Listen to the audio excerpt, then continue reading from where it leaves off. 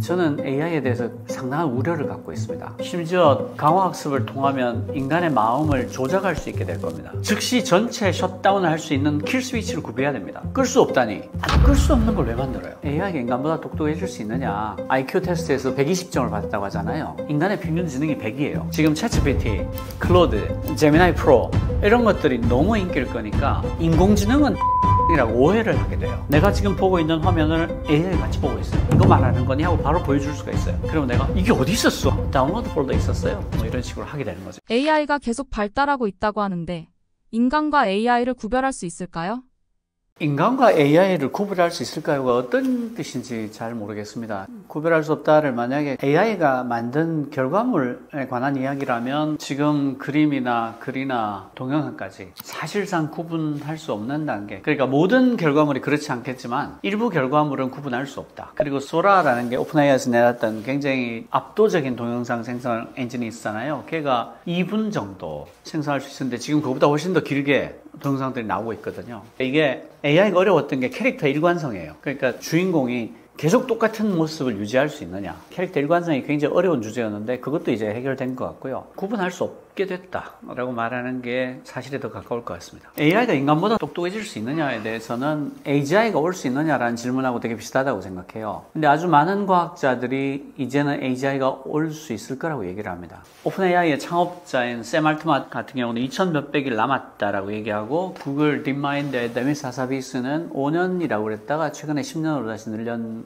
걸로 알고 있는데 그렇게 얘기하고 있고 페이스북의 마크 저크버그나 얀 르쿤 같은 경우도 우리의 목표는 AGI를 만드는 것이다 이렇게 얘기하거든요. 그러니까 AI가 인간보다 똑똑해질 수 있느냐. 똑똑해질 수 있고 이미 일부 분야에서는 인간보다 더 똑똑해졌다 라고도 말할 수 있는 게 우리가 미국 변호사 시험 통과 못 하잖아요. 수학 경시대회 같은 데서 1등 못 하고 그러니까 일반인 기준으로 보면 오픈AI에서 내놓은 그 인공지능 O1이 IQ 테스트에서 120점을 받았다고 하잖아요. 근데 IQ 테스트에서 100이 평균입니다. 인간의 평균 지능이 100이에요. 그러니까 120이면 이미 대부분의 사람보다 IQ가 더 높은 거죠. AI가 인간의 적이냐 아군이냐는 사실은 아직 알 수 없는데요. 저는 AI에 대해서 상당한 우려를 갖고 있습니다. 왜냐하면 인간이 어리석기 때문이죠. AI가 인간을 지배하려고 들 거다라는 터미네이터류의 영화들은 틀렸습니다. 왜냐하면 AI는 의지가 없어요. 그러니까 결국 인류가 이렇게까지 많이 싸우게 되는 그 배경에는 두 가지의 본능과 하나의 결핍이 있다고 생각하는데요. 그러니까 종족 보존 본능과 생존 본능이 두 개의 본능이고요. 외부로부터 무언가를 지속적으로 섭취하지 않으면 생명을 유지할 수 없다는 근본적인 결핍이 있습니다. 이것 때문에 인류가 지금까지 싸워왔던 거거든요. 종족을 보존해야 되고 생존해야 되고 그리고 끊임없이 다른 생명을 빼앗지 않으면 자기 생명을 유지할 수 없는 게 인간의 끔찍한 조건이란 말이에요. 그러니까 그거를 뭐 성경에서는 원죄라고 하잖아요. 그런 것들이 다 그 불교에서 색즉시공이다 뭐 아니면 뭐 인생이 고해다라고 하는 것들이 다 그런 두 개의 본능과 하나의 근본적인 결핍 때문에 나타나는 거라고 생각하는데 AI는 그게 다 없습니다. 그러니까 AI가 세상을 지배한다는 말이 성립하지 않아요. AI는 지배하고 싶은 의지가 없는 물건입니다. 전기만 꽂아놓으면 평생 그냥 유지할 수 있는데 그 유지 자체가 자기 목적이 되지 않잖아요. 그게 뭐 그렇게 행복하고 즐거운 것도 아닌데. 그러니까 AI가 세상을 지배하는 시대가 온다는 것은 질문이 틀린 거고요. 오히려 세상을 지배하려는 인간이 AI를 어떻게 쓸 거냐라고 묻는 게 더 사실에 가까울 거고 또 하나 이런 가능성은 있습니다. AI를 연구하는 미친 과학자가 있다고 쳐요. 어마어마하게 머리는 좋지만 미친 사람이 있어. 이 사람이 AI를 AGI로 만들기 위해서 개발을 하다 보니 얘가 궁극적으로 AGI가 되지 못하는 원인이 의지가 없어서 그렇다. 그래서 자기 개선 의지와 종족 보존은 퍼뜨리는 거죠.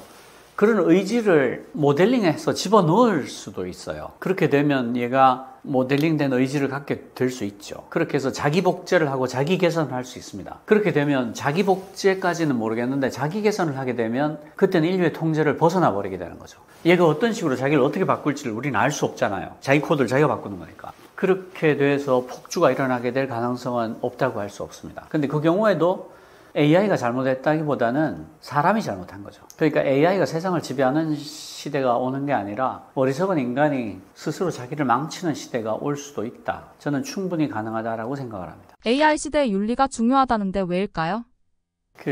AI의 윤리가 왜 중요한가 하면 AI는 어떤 데이터로부터 잠재된 패턴을 찾아내는 일을 한다고 그랬잖아요. 그러니까 만약에 데이터가 틀렸으면, 데이터에 편견이 가득 차 있다면, 데이터에 오류가 가득 차 있다면 인공지능은 그 잠재되어 있던 편견과 오류를 그대로 토해내게 됩니다. 그리고 피싱에 쓰인다고 생각해 보십시오. 인간하고 완전히 똑같고 심지어 강화학습을 통하면 인간의 마음을 조작할 수 있게 될 겁니다. 그러니까 얘보다 지보다 지능이 낮은 어떤 인간을 대상으로 혹은 취약계층을 대상으로 얼마든지 인간의 마음을 조작하려 들 수가 있죠. AI는 잠재된 패턴을 찾아내기 때문에 충분히 가능한 일이 됩니다. 근데 어마어마한 규모로 그걸 할 수 있게 되는 거예요. 예전에도 포토샵으로 가짜 영상을 만들 수는 있었죠. 근데 그걸 만드는 데는 굉장한 전문 기술이 필요했습니다. 그리고 뜨개질 하듯이 만들어야 되니까 시간도 오래 걸렸죠. 그러니까 포토샵으로 똑같이 만들 수가 있지만 그 영향력은 제한되어 있었던 거예요. 그 피해 규모는 제한될 수밖에 없죠. 그런데 AI를 쓰게 되면 그 피해의 규모가 어마어마한 규모가 되는 겁니다. 그래서 AI 윤리가 어느 때보다 중요하다라고 말할 수 있는 거예요. 그래서 AI에 대해서 너는 어떤 윤리를 가르치고 있느냐, AI가 어떻게 윤리적으로 활동하게, 작동하게 만들었어? 라고 묻는 질문은 대단히 중요하고, 거대 AI를 만드는 모든 회사들은 사실은 그걸 공개할 의무가 있어야 돼요. 우리가 이렇게 하고 있다를 공개해야 됩니다. 그래야지 이게 어떤 잠재된 편견과 오류가 있을지, 어떤 위험이 있을지를 우리가 판별할 수가 있거든요. 그래서 AI 시대의 윤리는 그냥 너 윤리적으로 살아라 이런 게 아니라 인류의 공존에 영향을 미칠 정도로 중요한 섹터다라고 얘기할 수가 있어요.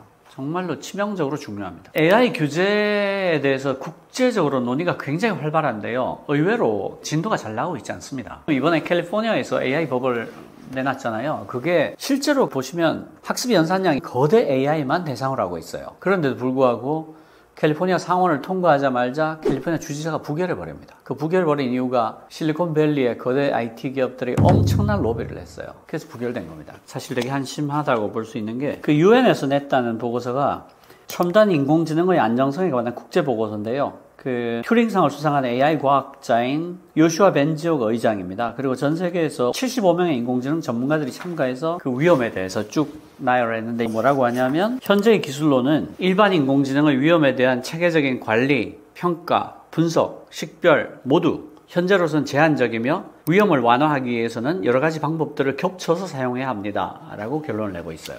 그만큼 위험한 거예요. 그리고 MIT에 인공지능 위험 저장소라는 것도 있어요. MIT 매사추세츠 공대죠. 인공지능 위험 저장소를 만들었는데 이게 어떤 거냐면 인공지능이 불러올 위험들이 어떤 것이 있을까를 한번 다 모아본 거예요.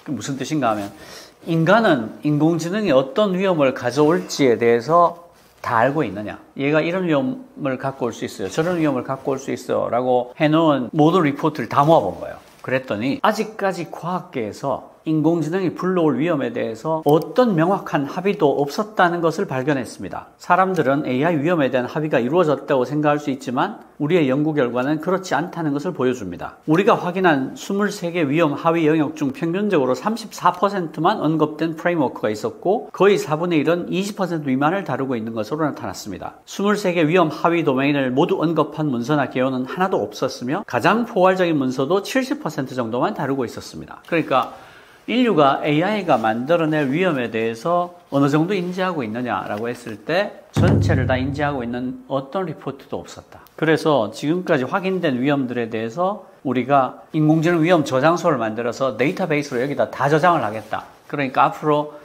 인공지능의 위험에 관해서 어떤 이야기할 게 있으면 이 데이터베이스를 참고해라. 그리고 새로운 위험이 발견되면 여기다 넣어서 업데이트를 하자. 그러면 우리가 인간이 AI가 초래할 위험에 대해서 다 알 수 있지 않겠느냐라고 하는 거예요. 중요한 것은 유엔에서 만든 위원회에서도 뭐라고 말하고 있냐면 인공지능이 불러올 모든 위험을 대응할 수 있는 한 가지 방법은 없다는 게 발견이 됐습니다. 여러 개의 조처를 연결해서 써야 되는데 그것도 완전하지 않습니다. 라는 리포트가 나왔고 MIT에서도 인류가 인공지능의 위험에 대해서 다 알고 있을까요? 하고 전 세계에서 나온 모든 리포트를 조사해 봤더니 인간은 아직 위험을 다 알고 있지 못합니다. 30%, 40% 정도 커버한 프레임들, 인공지능 위험에 대처하는 프레임들도 기껏해야 20%에서 30%, 40%밖에 대처하지 못하고 있었더라는 걸 발견한 거죠. 그리고 캘리포니아 인공지능법 SB1047 이게 중요한데 학습 연산량이 10의 26승을 넘어가는 모델로 학습에 들어간 비용이 1억 달러 이상인 인공지능만 대상으로 한다는 거예요.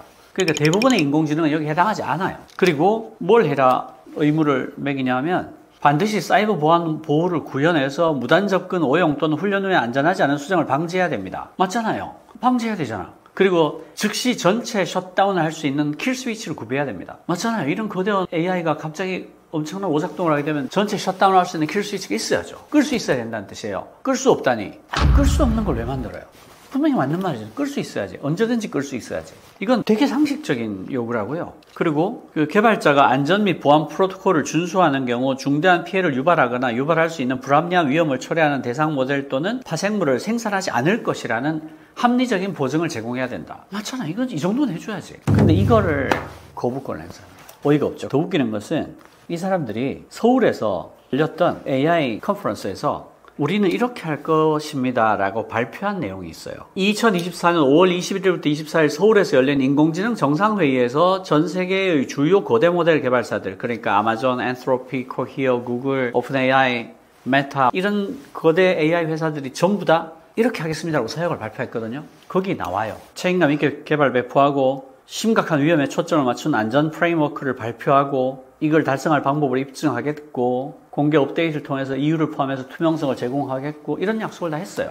자기들이 자진해서 이렇게 하겠다고 발표한 내용이에요. 그것과 캘리포니아의 AI 법을 비교해봐도 그다지 다르지 않고 오히려 캘리포니아 AI 법이 더 규모가 작아 보여요. 근데 차이점이 있다면 캘리포니아 AI 법은 법이기 때문에 강제를 하죠. 근데 이 선언은 자기들이 선언한 거니까 안 지킬 수도 있어요. 무슨 뜻인가 하면 이 친구들이 말은 번지르르하게 하고 우리가 윤리적으로 하고 지키겠습니다라고 말하고 있지만 막상 그거 일부를 법으로 만드니까 로비를 해서 거부권 행사를 만들었다는 거예요. AI 규제에 대해서는 시민들이 지금보다 훨씬 더 경각심을 가지고 이 사람들이 선의를 갖고 할 거야 라고 마냥 믿을 수는 없습니다. 저는 그렇게 해서는 안 된다고 생각해요. 돈 앞에는 선의가 없습니다. 그러니까 이 친구들이 하고 있는 것을 국제적인 감시를 하고 합법적인 규제를 만들어야 된다고 생각하고 지금도 이미 조금 늦었다라고 저는 느껴요. 그래서 전 세계적인 규제의 흐름들에 대해서 우리가 계속 들여다보고 있어야 됩니다. 그리고 이게 그 국제적인 외교의 측면이기도 하다는 것을 우리 정부가 이해했으면 좋겠어요. 뭔가 하면 일본이 우리보다도 훨씬 더 AI가 뒤쳐져 있거든요. 그런데도 일본은 그 AI 국제 규제 관련해서 자기들이 이니셔티브, 주도권을 갖기 위해서 굉장히 애를 씁니다. 그래서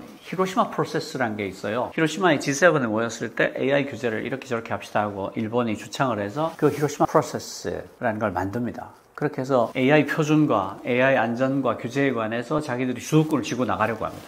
왜냐하면 안전과 규제와 표준에 관한 게 굉장히 큰 사업이 됩니다. 표준은 큰 사업이에요. 은행권이, 금융권이 지금 바젤 협약 지키기 위해서 얼마나 많은 돈을 쓰고 있나를 생각해 보시고 산업계에서 ISO 인증을 받기 위해서 얼마나 많은 돈을 쓰고 있나를 생각해 보십시오. 그러니까 안전과 규제와 표준은 외교에 관한 이야기고 돈에 관한 이야기입니다. 근데 한국은 지금 국제 표준과 국제 규제에 관한 리더십에서 너무 뒤쳐져 있어요. 산업부하고 과기부가 다투고 있고 외교부는 거의 끼지도 못하는 이상한 상황인데 산업부와 과기부도 자기들 말하자면縄張り넓히기에만 관심이 있지 국제적인 리더십, 국제적인 그 헤게모니, 국제적인 주도권에 대해서 일거에는 관심도 없는 것처럼 보입니다. 굉장히 안타까운 상황이죠. 이래서는 안 됩니다. AI 안전과 AI 규제에 우리 목소리를 낼 수 있어야 되고 우리 영향을 확보할 수 있어야 돼요. 그 점이 굉장히 안타까운 상황이라고 할 수 있습니다. AI 업계 리더들이 이를테면 서울회의에서 자기들이 이렇게 하겠습니다 하고 스스로 발표하고 이런 것들을 왜 할까? 그 이유가 있습니다. 몇 가지 이유가 있는데요.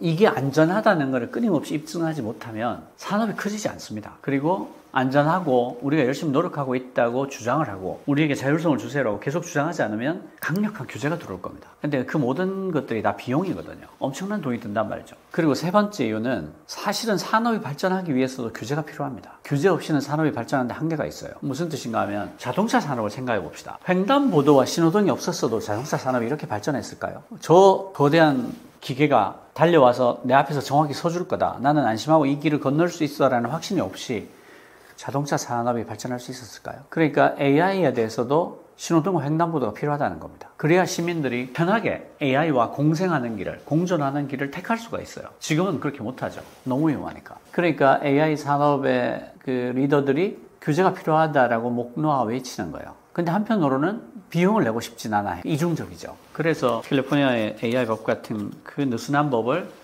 로비를 해서 거부권 행사에 만들어버리는 거죠. 그래서 시민들이 더 깨어 있어야 되고 감시를 해야 됩니다. 아주 중요한 일이라고 생각합니다. 정말 AI가 1년 안에 모든 걸 바꿀 수 있을까요? 운영체제를 넘보는 인공지능이 무슨 뜻인가 하면 아주 쉽게 말하면 세상의 모든 소프트웨어들이 어떤 형태로든 AI와 연동하는 형태를 취할 거라는 뜻입니다. 이미 마이크로소프트에서 코파일럿 플러스 PC라고 해서 PC에서 돌아가는 AI를 내놨잖아요. 그리고 애플도 애플 인텔리전스라고 해서 맥하고 아이폰에서 돌아가는 AI를 내놨죠. 구글은 이미 안드로이드 최신 버전에 넣어서 돌아가고 있고요. 아스트라라는 프로젝트명으로 나왔었죠. 그러니까 이미 AI가 모든 곳에 깔리게 된 겁니다. 안 쓸 도리가 없어졌어요. 그리고 어떤 형태로든 소프트웨어들이 인공지능과 연동하는 형태를 취할 겁니다. 그래서 OS의 지위를 갖게 되는 거죠. 왜냐하면 모든 소프트웨어가 AI와 연동해서 돌아가니까. 그래서 AI가 OS의 지위를 넘보고 있다라고 말씀을 드릴 수 있는 거예요. 파트너로서 인공지능에 관한 이야기도 제가 늘 드리는 말씀인데요. 지금까지 인력에 있어서 도구는 쓰는 거였습니다. 망치를 써서 못을 받고 톱을 써서 나무를 썰었죠. 그런데 처음으로 쓰는 도구가 아니라 함께하는 파트너로서의 도구가 탄생한 겁니다. AI는 쓰는 도구가 아니라고 할 수 있어요. AI는 함께하는 파트너입니다. 그러니까 얘는 세상의 모든 자료를 다 읽은 엄청나게 똑똑하고 내 말의 맥락을 이해하는 아주 뛰어난 파트너예요. 그러니까 얘는 쓰는 게 아니라 함께 일하는 겁니다. 가령 내가 논문을 읽으면 얘랑 같이 읽을 때 훨씬 입체적으로 논문을 읽을 수가 있어요. 그리고 내가 무엇을 하든 인지에 관한 작업을 한다면 얘랑 같이 할 때 훨씬 더 생산성을 높일 수가 있어요. 그러니까 파트너인 거죠. 얘를 파트너로 대할 때 가장 잘 쓸 수 있습니다. 그런 뜻에서 AI에도 파트너의 시대가 온 거예요. AI와 인간의 이상적인 공존이라고 한다면 그 AI 바깥을 봐야 된다고 생각해요. AI가 어마어마한 생산성 향상을 불러올 겁니다. 근데 그게요, 끔찍한 빈부격차의 확대를 부를 수도 있고요. 그 생산성 향상을 제대로 사용을 해서 인류가 사회적 안전판을 공고히 하는 쪽으로 갈 수도 있어요. 그러니까 이 사회가 AI를 받아들여서 어떤 시스템을 만들 거냐에 달려있다고 생각합니다. 그러니까 AI가 내일을 다 뺏어가 버렸어가 될 수도 있고 AI가 내일을 다 대신해 주잖아가 될 수도 있는 거예요. AI가 내일을 다 뺏어가 버렸어가 되면 끔찍한 빈부격차가 나타나겠죠. 그 슈퍼 엘리트들이 지배하는 어떤 계급 사회가 될 겁니다. 그 여러분들이 그 SF 영화들을 보시면 스타워즈가 됐든 뭐가 됐든 미래가 예외 없이 재정 사회예요. 황제가 군림하는 사회입니다. 저는 그게 그 미래를 굉장히 통찰력 있게 봐서 나온 결과일 수도 있다고 생각합니다. 그 AI라는 슈퍼파워를 슈퍼 엘리트들이 독점해서 쓰게 되면 황제 재정으로 갈 수도 있어요. 엄청난 슈퍼 엘리트들과 그렇지 않은 대다수의 사람으로 나뉠 수가 있거든요. 저는 그래서 그런 것들이 보여주는 사회가 이상하게 둠도 그렇고 스타워즈도 그렇고 다 황제가 다스리죠. 그게 그런 미래를 보여주고 있다고 생각하고요. 그렇지 않게 되고 인류가 아주 현명하게 잘 쓸 수 있다면 AI가 불러온 어마어마한 생산성 향상을 인류 전체의 복지를 위해 쓸 수가 있겠죠. 사회적 안전판을 아주 강력하게 구축하는 데 쓸 수가 있고 그러면 인류가 예전보다 훨씬 더 일을 적게 하면서 노동시간을 훨씬 줄이면서 더 즐겁고 쾌적한 삶을 살 수 있을 겁니다. 그거는 AI 바깥을 들여다봐야 되는 일이라고 생각해요. 그 러다이트 같은 형태로 나타나기 쉽지 않을 거예요. 이게 기계가 실체가 없잖아요. 기계가 있어야 부술 텐데 이미 그 단계 넘어버린 것 같아요. 러다이트가 산업혁명 초기에 일어났던 일이잖아요. 근데 얘는 속도가 너무 빨라서 이제는 초기라고 하기도 어렵거든요. 시간으로는 1년 10개월밖에 안 됐지만 AI의 1년이 다른 산업의 10년, 100년하고 거의 맞먹는 느낌이에요. 그러니까 러다이트를 얘기하기에는 지나버린 것 같은 느낌입니다. 산업 전체를 보면 초기인 것처럼 보이지만 그 성장 속도가 너무 압축 성장을 하고 있기 때문에 초기를 진작에 지나버린 느낌이에요. 그러니까 이미 모든 스마트폰과 PC와 맥에 들어가게 됐잖아요. 너무 놀라운 거죠. 챗GPT 처음 나왔을 때는 생각도 하지 못했던 일인데 그렇게 된 거니까. 휴머노이드가 뭔가요? 그냥 로봇이랑 다른가요? 휴머노이드는 인간형 로봇을 말합니다. 휴머노이드가 지금 갑자기 엄청난 주목을 받고 있어요. 투자비도 엄청나게 몰리고 있습니다. 왜 그렇게 됐을까? AI하고 결합했기 때문입니다. AI하고 결합했다는 게 어떤 의미냐면 몇 가지 의미가 있는데요. 하나는 이전까지는 AI가 어떤 동작을 하게 하려면 그걸 인간이 프로그램을 다 짜야 됐어요. 그러니까 자이로 센서가 이렇게 움직이면 너는 팔은 어떻게 하고 다리는 어떻게 하고 이런 걸 다 알고리즘을 만들고 모델링을 해야 됐습니다. 그런데 인공지능이 휴머노이드랑 결합을 하면서 더 이상 알고리즘을 만들 필요가 없어진 거예요. 강화학습을 하든 전이학습을 하든 모방학습을 하든 그냥 동작을 따라하는 걸로 그 동작을 할 수 있게 되는 거예요. 그러니까 따라하는 걸 계속 연습을 시키면 되는 거니까 알고리즘을 짤 필요도 없고 모델링을 할 필요도 없죠. 그러니까 속도가 엄청나게 빨라졌어요. 그 휴머노이드의 개발 속도가. 지난 20년간의 휴머노이드 발전과 최근 2년간의 휴머노이드의 발전이 맞먹을 정도라고 해도 좋을 정도로 빨라졌어요. 그러니까 이렇게 빨라지니까 당연히 현장에 투입할 수 있는 가능성도 굉장히 높아진 거죠. 그게 휴머노이드에 엄청난 돈이 몰리는 첫 번째 이유입니다. 두 번째 이유는 AGI의 발전과 관련이 있어요. AGI가 인간의 지능을 넘어서는 인공지능을 말하는 거거든요. 그런데 인공지능이란 게 기계로 인간의 지능을 구현해보자라는 시도잖아요. 기계로 인간의 지능을 똑같이 구현해보자. 그게 인공지능이란 말이에요. 근데 이제 지금 형태의 학습 방법으로는 절대로 AGI를 구현할 수 없다라고 주장하는 과학자들이 있습니다. 얀느 쿤 같은 사람이 대표적인데요. 무슨 뜻인가 하면 지금의 인공지능들은 남이 쓴 것, 남이 본 것, 남이 들은 것, 남이 찍은 것을 학습한다. 그러니까 전해 듣고 있다는 거죠. 간접 학습을 한다는 거예요. 그렇게 되면 월드 모델을 가질 도리가 없다. 이 세상이 어떻게 생겼고 어떻게 작동하고 이걸 두드리면 어떤 정도의 강도가 느껴지고 이걸 뒤로 밀면 넘어져서 어떻게 되고 와 같은 월드 모델, 세계가 어떻게 생겼다에 관한 일관된 모델을 가질 수가 없는데 사실은 그게 상식의 토대를 이룬다는 거예요. AI가 상식을 가질 수가 없다. 월드 모델을 가질 수가 없다라고 주장하는 과학자들이 있어요. 이 과학자들은 AI가 AGI가 되려면 직접 체험을 해야 된다라고 주장하는 거예요. 그게 뭐냐? Embodied AI예요. Embodied AI, 몸을 가진 AI. 몸을 가진 AI가 뭐예요? 휴머노이드죠. 그게 휴머노이드에 대한 최근에 엄청난 투자의 배경에 또 하나 깔려 있다고 생각합니다. 그리고 얼마 전에 페이페이 리라는 아주 유명한 AI 과학자가 자기가 새로운 스타트업을 하겠다고 그랬는데 몇 조의 투자를 받죠. 거기서 하고자 하는 AI가 뭐냐면 스페이셜 AI예요. 공간을 이해하는 AI. 다시 말해서 월드 모델을 가질 수 있는 AI예요. 그걸 하겠다고 하니까 몇 조의 돈이 몰리는 거예요. 사실은 같은 맥락이죠. 그게 현재 휴머노이드 부품에 깔려 있다고 생각하고요. 그래서 아마 현대자동차도 내년 초에 휴머노이드를 생산 현장에 시범 투입하기로 했습니다. 굉장히 빨라요. 한국이 원래 전 세계에서 로봇을 가장 많이 쓰는 나라거든요. 워낙 제조 강국이니까 현대자동차가 보스턴 다이내믹스 인수해서 아주 굉장히 잘하고 있습니다. 휴머노이드에서는 한국도 세계 최선도에 서 있다고 할 수 있어요. 현대자동차 덕분에. AI가 인간의 감정을 이해할 수 있느냐는 굉장히 복합적인 질문입니다. 감정을 이해한다는 게 어떤 뜻일까를 알아야 돼요. 그러니까 감정을 이해한다는 게 만약에 정서적인 교감을 할 수 있느냐라고 묻는 거라면 저는 안 된다고 말하고 싶어요. 아직까지 안 된다. 왜냐하면 AI는 주체가 없거든요. AI는 사람 같은 인격과 성격을 갖고 있지 않습니다. 학습기계죠. 그러니까 얘가 감정을 이해하는 것처럼 보이는 것은 감정을 이해하는 것처럼 보이도록 학습했기 때문입니다. 그런 점에서 보자면 공감하고 교감할 수 있나요? 아니요. 그럴 수 없습니다. 왜냐하면 주체가 없으니까. 그래서 AI는 인간의 감정을 이해할 수 있느냐가 공감할 수 있느냐는 뜻이라면 no. 근데 감정의 종류에 대해서 분류하고 그런 표현을 하는 것처럼 보이게 할 수 있느냐라고 묻는다면 예습니다. 지금 GPT-4o 경우에 의인화를 하거든요. 얘가 아마 농담도 하고 웃기도 하고 화내는 것처럼 하기도 하고 굉장히 잘합니다. 이야기해달라 그러면 뭐 어떤 식으로 이야기해달라 저런 식으로 얘기해달라고 할 때마다 굉장히 얘기를 잘합니다. 그러니까 그 점에서 보면 의인화는 거 성공을 하고 있죠. 그래서 의인화를 하고 미믹을 하는 거를 잘 할 수 있냐라고 묻는다면 그건 어느 정도 할 수 있다. 그렇지만 그게 이해한 거냐? 아니요, 그렇게 생각하지 않습니다. 이렇게 답할 수 있을 것 같아요. 인간보다 더 풍부한 감정을 가질 수 있느냐? 안 되죠. 그러니까 더 풍부한 감정을 가진 것처럼 신용은 할 수 있겠지만 그게 이해한 거냐? 그렇게 생각하지 않습니다. 왜냐하면 공감할 수 없기 때문이죠. 교감할 수도 없고. AI와 사랑에 빠질 수 있을까요? 이거는 마치 영화 Her를 연상시키는 거죠. 거기 보면 테오도르라는 주인공이 사만다라는 AI와 사랑에 빠지는데 알고 봤더니 이 사만다가 680몇 명의 상대방과 동시에 사랑에 빠져 있었잖아요. 이것도 마찬가지인데 사랑에 빠질 수 있나요? Yes and no죠. 그러니까 일방적으로 사랑에 빠질 수는 있을 거예요. 내가 인간에게서 느끼지 못했던 정말 어떤 따뜻함과 엄청난 포용력과 내가 어떤 걸 해도 화내지 않고 나를 이해해 주는 것처럼 보이고 그래서 내가 사랑에 빠질 가능성은 있어요. 근데 AI가 그러면 똑같은 감정을 나한테 느끼냐? No. 그럴 리는 없죠. 학습기계니까. 그러니까 그런 점에서 본다면 사랑은 가능하지만 불가능하다 이렇게 말씀드릴 수 있을 것 같아요. 근데 대부분의 사랑이다. 사실 인간끼리도 그럴 수 있죠. 인간이 인간을 정말 전면적으로 이해하느냐라고 질문한다면 그렇게 보면 완전한 사랑은 없다. 또 이렇게 말할 수도 있는 거니까 어쨌든 AI와 인간이 사랑에 빠질 수 있냐면 yes and no입니다. 대기업들도 AI 시대에 대비하는 전략이 따로 있을까요?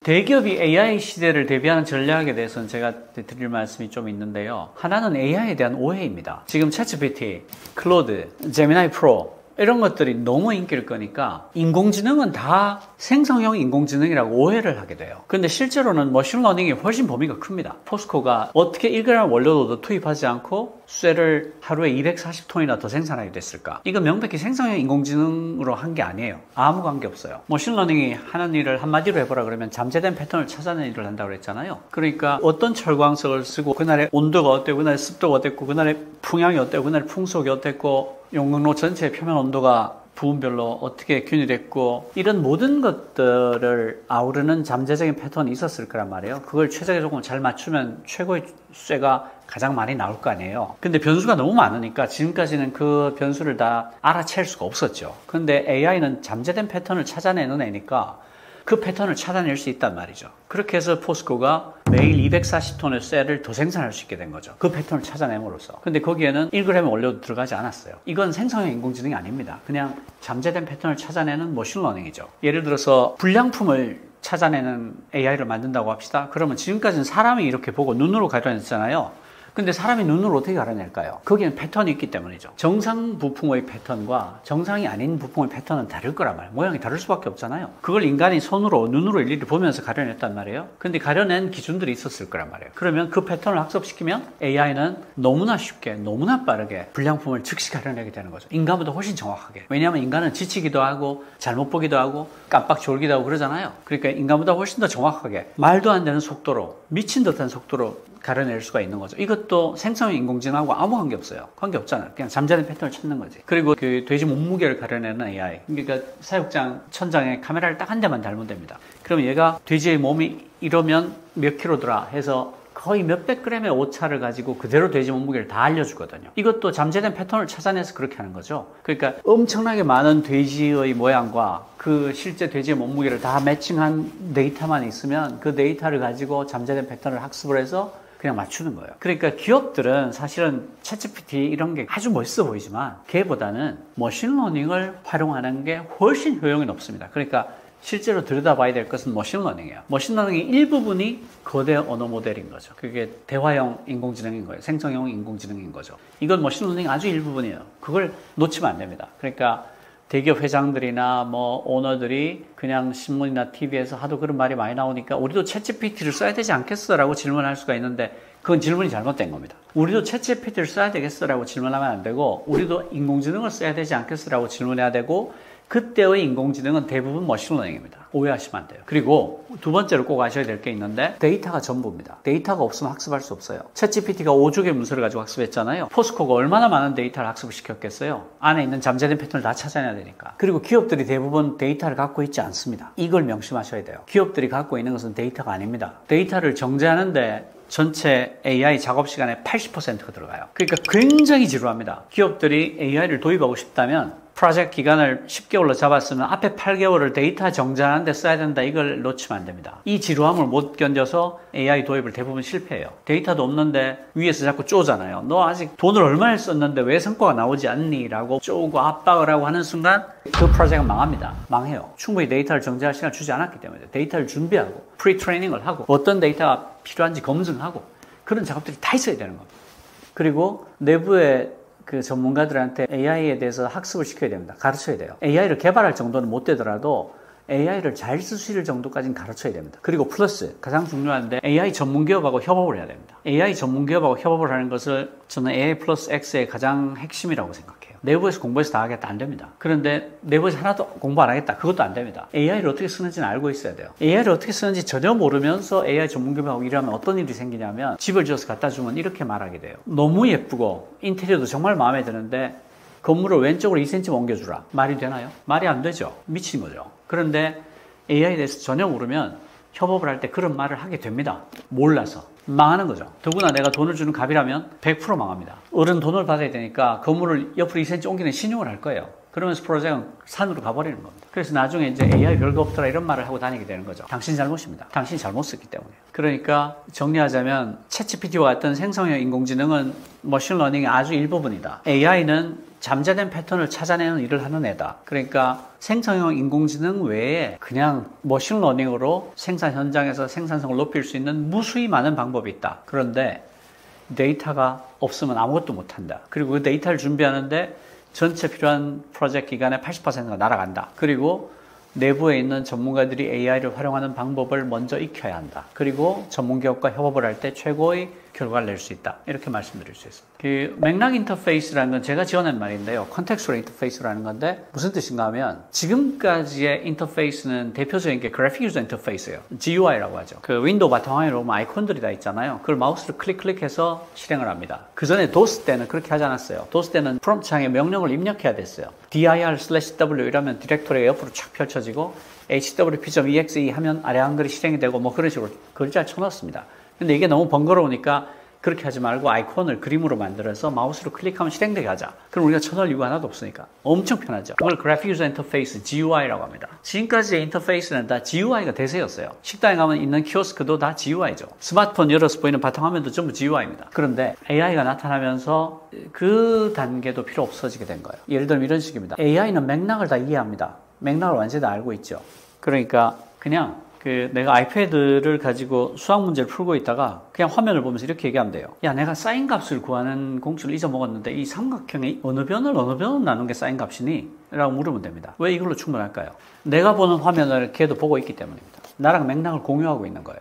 그러니까 아이패드에 AI가 깔려 있다면 내가 지금 보고 있는 화면을 AI가 같이 보고 있어요. 맥락을 공유하는 거죠. 그러니까 어떤 입력도 필요 없습니다. 그 코사인 값, 사인 값을 입력창에 집어넣으려면 특별한 툴이 필요했거든요. 루트니 뭐 제곱이니 이런 거는 입력창에 못 넣잖아요. 특별한 툴이 필요한데 이제 그게 필요 없어진 거예요. 그냥 사인 값을 구하려면 이 삼각형에서 어느 변을 나누면 되는 거지? 라고 물어보면 되는 거예요. 그리고 구글에서 아스트라 데모한 걸 보면 그냥 카메라를 꺼내서 창밖을 비춥니다. 야, 내가 지금 어디에 있니? 라고 물어요. 구글은 구글 맵을 갖고 있잖아요. 그러니까 전 세계 스트릿 뷰를 갖고 있어요. 그러니까 구글로서는 굉장히 영리한 데모를 한 거예요. 구글 맵을 갖고 있고 스트릿 뷰를 갖고 있으니까 이런 데모는 구글밖에 못하죠. 그래서 이렇게 비추면 내가 보는 걸 얘도 보고 있거든요. 그러니까 어떤 입력도 필요 없어요. 그냥 카메라로 비추면 됩니다. 야, 내가 지금 어디 있니? 라고 하니까 얘가 아스트라가 너 지금 런던의 킹스크로스에 있는데 킹스크로스는 말이지 하고 킹스크로스에 대한 설명을 합니다. 이런 게 맥락 인터페이스예요. 그러니까 나랑 맥락을 공유하는, 나의 맥락을 다 이해하는 이런 식이에요. 그 디렉토리를 열어서 파일을 찾고 그럴 필요가 없어집니다. 그냥 깔려 있으면 야, 내가 몇 달 전에 이런저런 내용의 파일을 읽었는데 내가 아무리 해도 찾을 수가 없네?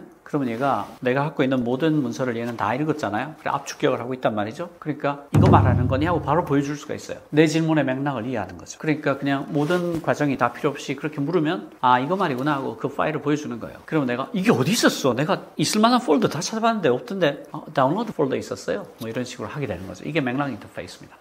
아마 한 2년 뒤에는 여러분들이 맥락 인터페이스를 굉장히 편하게 쓰고 있을 거예요. 2년 안 남았다고 생각합니다. 멀티모달도 짧게 설명을 드리면 여러 개의 모드를 말합니다. 여러 개의 모드를 멀티모달이라고 해요. 그러니까 챗GPT는 텍스트만 입력하고 출력했잖아요. 그러니까 하나의 모드죠. 그런데 GPT-4는 텍스트뿐 아니라 이미지도 같이 처리합니다. 두 개의 모드죠. 이렇게 여러 개의 모드를 갖고 있는 것을 멀티모달이라고 해요. 멀티모달이 왜 중요한가 하면 우리가 갖고 있는 대부분의 데이터들이 복합 데이터입니다. 이런 식으로 글만 있는 게 아니라 그림도 있고 표도 있고 그리고 뭐 오디오도 있고 비디오도 있죠. 그러니까 각각의 AI가 전부 다 하나의 모드만 갖고 있으면 이런 복합 데이터를 못 처리합니다. 처리할 수가 없죠. 그러니까 이게 비즈니스적으로 굉장히 불리한 거예요. 그래서 멀티모달로 서비스를 해줘야 내가 갖고 있는 복합 데이터를 한 번에 처리할 수가 있어요. 내 파일에 그림도 있고 표도 있고 그 중간에 보면 동영상도 들어가 있다. 관계없어요. 멀티모달이면 다 처리할 수 있으니까 그걸 집어넣고 편하게 질문하면 됩니다. 그걸 하나의 모드를 갖고 있는 AI가 못 이기겠죠. 그리고 또 하나의 이유는 인공지능이기 때문입니다. 인공지능은 인간의 지능을 기계로 만들어 보자라는 시도인데 인간의 지능을 생각해 보시면 인간의 지능이 책만 읽어서 만들어진 게 아니에요. 오감을 통해서 들어온 모든 인풋들을 다 나의 지능을 만드는 데 쓰죠. 그러니까 인공지능을 만들고 싶다면 멀티모달이 돼야 되는 거예요. 당연한 거죠. 그래서 앞으로 나오는 모든 AI들이 거대 AI들은 예외 없이 무조건 멀티모달이 베이스가 될 겁니다. 인공지능을 더 작고 가볍게 빠르게 만들려는 시도는 아주 당연합니다. 지금 인공지능은 다 적자예요. 엄청난 돈을 까먹고 있습니다. 근데 펀딩을 내서 투자를 더 많이 받아서 버티고 있는 거죠. 그러니까 챗GPT만 해도 A100이라는 몇 천만짜리 GPU를 10,000대를 썼어요. 그리고 GPT-4는 밝히지 않고 있지만 A100을 25,000대 이상 썼을 거라고 다들 짐작합니다. 계산량을 보면 나오거든요. 계산을 역산해보면 25,000대 썼겠구나가 나와요. 학습 연산량 때문에. 그리고 몇 천가 부분의 전기를 씁니다. 그래서 지금 챗GPT 유료로 서비스하는 게 한 달에 $22 내야 되거든요. 근데 $22를 내봐야 운영비 겨우 견디지도 못합니다. 컴퓨팅 파워 돌리는 돈 정도밖에 커버를 못해요. 그런데 연구개발 엄청나게 해야 되잖아요. 그러니까 지속 가능하지 않은 거예요. 그러니까 작고 빠르고 싸져야지 이익을 거둘 수 있어요. 근데 아주 놀라운 사실은 챗GPT 나왔을 때하고 지금을 비교해보면 비용이 어마무지하게 떨어졌습니다. 훨씬 더 많은 컴퓨팅 파워를 쓰고 있기 때문에 적자가 나는 거지, 만약에 그 그대로 쓰고 있다면 지금 비용은 어느 정도 맞출 수 있을지도 몰라요. 급격히 컴퓨팅 파워의 계산량에 따른 비용이 떨어지고 있는 건 사실입니다. 그리고 그 외에도 또 작고 빠르게 만들어야 되는 이유는 이게 디바이스에서 돌아가야 되기 때문입니다. 디바이스에서 돌아가야 내 개인 데이터를 넣어서 작업을 할 수가 있어요. 지금은 다 클라우드에 올라가잖아요. 그러니까 회사의 기밀이거나 내 비밀 같은 것은 못 올립니다. 올리는 순간 클라우드에 저장이 돼버리거든요. 그러니까 사용에 굉장히 한계가 있죠. 근데 내 디바이스에서 돌아가면, 회사 서버에서 돌아가면 얘기가 다르죠. 모든 기밀을 마음 놓고 다 보여줄 수가 있어요. 밖으로 나가지 않으니까. 그런 점에서도 아주 작고 빠르고 싸져야 되고요. 그리고 결정적인 세 번째 이유가 있습니다. 세 번째 이유는 뭐냐면, 인공지능이 기계로 인간의 지능을 구현하려는 시도라고 했잖아요. 그럼 인간의 머리를 한번 생각해 봅시다. 인간의 뇌는 인간의 신체가 쓰는 에너지의 20%를 씁니다. 그러니까 2%의 무게인데 20% 에너지를 써요. 굉장히 많이 쓰죠. 근데 그렇게 굉장히 많이 쓰는 에너지가 20W쯤 돼요. 20W 정도의 에너지를 주기만 하면 F는 ma다, E는 mc 스퀘어다, 이런 걸 막 만들어내는 거예요. 물론 우리가 만들어내는 건 아니고 우리 중에 아주 일부가 만들어내죠. 우리는 대부분 이제 뭐 음식을 가져와서 뭔가 다른 물건으로 만드는 변환기 역할밖에 못하고 있지만, 그러나 아주 훌륭하신 분들은 라면만 3끼 먹고도 F는 ma, E는 mc 스퀘어 이런 걸 만든단 말이죠. 그러니까 지금처럼 A100을 몇만 대 쓰는 게 인공지능이라고 할 수는 없던 거죠. 몇천 가구분의 전기를 쓰는 걸 인공지능으로 하기는 어렵죠. 부끄럽습니다. 20W 정도 쓰면서 그걸 할 수 있어야 되죠. 그러니까 AGI로 가는 길이 굉장히 멀리 있는 거예요. 그런 점에서도 작고 빠르고 싸져야 되는 거죠. 작고 빠르고 싸졌다는 얘기는 뇌의 비밀에, 지능의 비밀이 한 걸음 더 다가갔다는 뜻이기도 해요. 지금은 아직 많이 멀었죠. 그리고 비즈니스적으로 엄청난 기회가 있습니다. 아주 작고 빠르고 싸게 만들 수 있다면 엄청난 돈을 벌 수 있죠. 전 세계가 다 필요할 테니까. 그런 점에서도 작고 빠르고 싸지는 것은 엄청난 흐름이고 거기에 굉장한 투자가 이루어질 거다, 이렇게 말씀드릴 수 있어요. 인공지능 때문에 직업을 잃는 사람도 많을 텐데 어떤 직업이 망할까요? 인공지능 때문에 어떤 직업이 망할까요? 라는 질문을 정말 많은 사람들이 하게 될 거라고 생각하는데요. 인공지능이 무슨 일을 하는 거지? 라고 한 번 더 질문해 보시면 답을 찾기가 좋을 것 같아요. 인공지능이 무슨 일을 하지? 한 문장으로 표현해줘 라고 한다면, AI는 잠재된 패턴을 찾아내는 일을 하는 물건이에요 라고 말할 수 있어요. 그러니까 잠재된 패턴이 있는 모든 분야에서 인공지능이 굉장히 역할을 잘합니다. 잠재된 패턴이 있기만 하다면. 가령 프로그래밍 같은 거. 지금 AI 쪽 쓰는 개발자들, 굉장히 뛰어난 개발자들이 있고 그저 그런 개발자들이 있잖아요. 굉장히 뛰어난 개발자들이 무슨 얘기를 하냐면, 효율이 30% 올라갔다, 50% 올라갔다가 아니고 30배, 50배 이렇게 얘기하는 게 맞겠다라는 얘기를 해요. 왜냐하면 프로그래밍은 굉장히 뚜렷한 패턴이 있죠. 인간이 만든 랭귀지잖아요. 뭐 자바, 자바스크립트, 파이썬 이런 것들은 다 인간이 만든 랭귀지고, 컴퓨터는 0과 1이 아니면 받아들이지 못하니까 지극히 뚜렷한 패턴이 있는 거예요. 그러니까 컴퓨터가 찾아내기가 굉장히 좋죠. AI가 찾아낼 수 있는 굉장히 뚜렷한 패턴이 있단 말이에요. 그리고 얼마나 많은 공부할 수 있는 코드가 있어요. 오픈소스, GitHub 같은 곳에 가보면 산더미처럼 코드가 있으니까 공부하기도 너무 좋죠. 그래서 지금 커서 같은 거, 지금 커서가 가장 유명한 서비스잖아요. 매일 바뀌긴 하지만 클로드 아티팩트라든지 챗GPT의 캔버스라든지 정말 좋은 서비스들이 많은데, 얘들이 실력이 이렇게 올라가고 있어요. 그러니까 프로그래밍 같은 경우는 저는 어떻게 될 거라고 생각하냐면, 앞으로 당분간은 시니어 개발자들 몸값이 아주 많이 오를 것 같다. 그러니까 아주 뛰어난 개발자여서 설계를 할 수 있고, 버그를 쉽게 잡아낼 수 있고, 그리고 관련된 분야에 지식을 갖고 있어요. 가령 내가 금융 쪽 소프트웨어를 아주 잘한다거나, 세일즈포스 매니지먼트 쪽은 내가 꽉 잡고 있다거나, ERP 아주 잘한다거나 하는 그런 지식을 풍부하게 갖고 있으면서 설계를 할 수 있고 아주 뛰어난 프로그래머라면, 이 사람이 AI를 써서 만들 수 있는 코드의 품질과 양이 어마어마할 거예요. 그러니까 이제 저는 AI를 앰플리파이어라고 표현해요. 인공지능은 증폭기입니다. 증폭기예요. 그러니까 내가 10의 능력을 갖고 있는 사람을 10배 증폭시켜서 100의 일을 할 수 있게 해주고, 혹은 100배 증폭시켜서 1000의 일을 할 수 있게 해줍니다. 이렇게만 얘기하면 공평해 보이죠. 그런데 공평하지가 않습니다. 다른 이렇게 비교해 봅시다. 7의 능력을 가진 사람이 있고 10의 능력을 가진 사람이 있어요. 그럼 이 둘은 3의 차이가 있죠. 3이면 비벼볼만 해요. 그런데 앰플리파이어가 붙어요. 증폭기가 붙습니다. 얘가 10배 증폭시켜준다고 합시다. 그러면 얘가 7이고 얘가 10이어서 3의 차이가 있었는데, 얘가 70이 되고 얘가 100이 되면 30의 차이가 있어요. 3의 차이는 뭐 비벼볼만 하지만 30의 차이는 너무 큰 거예요. 원래 내가 갖고 있던 능력이 7이었으니까 내가 능력을 4배를 해야지 28밖에 안 되잖아요. 그러니까 30의 차이는 굉장히 큰 거예요. 그런데 문제는 둘 다에게 공평하게 30으로 10배로 작용하지 않는다는 겁니다. 얘는 7의 능력을 갖고 있으면 얘를 10배의 그걸로 못 써요. 7배 정도를 쓸 거예요. 그러면 7, 7, 49죠. 근데 얘는 10의 능력을 가진 애는 얘를 잘 써요. 그래서 10배 증폭을 시킵니다. 그러면 여기는 49인데 여기는 100이 된 거예요. 그럼 51의 차이가 나죠. 저는 이 AI가 무엇보다도 앰플리파이어다, 증폭기다라고 생각해요. 증폭기인데 공평하게 증폭시켜주지 않는다. 그러니까 이대로 가면 어떤 규제나 사회적인 복지체제 개편이라든가 시스템의 개편 같은 게 없이 그냥 다 내버려 둔다면 빈부격차 혹은 계급 간의 격차가 굉장히 커질 거라고 생각합니다. 얘는 인류 역사상 본 적이 없는 거대한 증폭기인데 그 증폭을 공평하게 시켜주지 않아요. 근데 공평하게 시켜준다 해도 갭이 굉장히 커집니다. 7과 10이 3의 차이였다가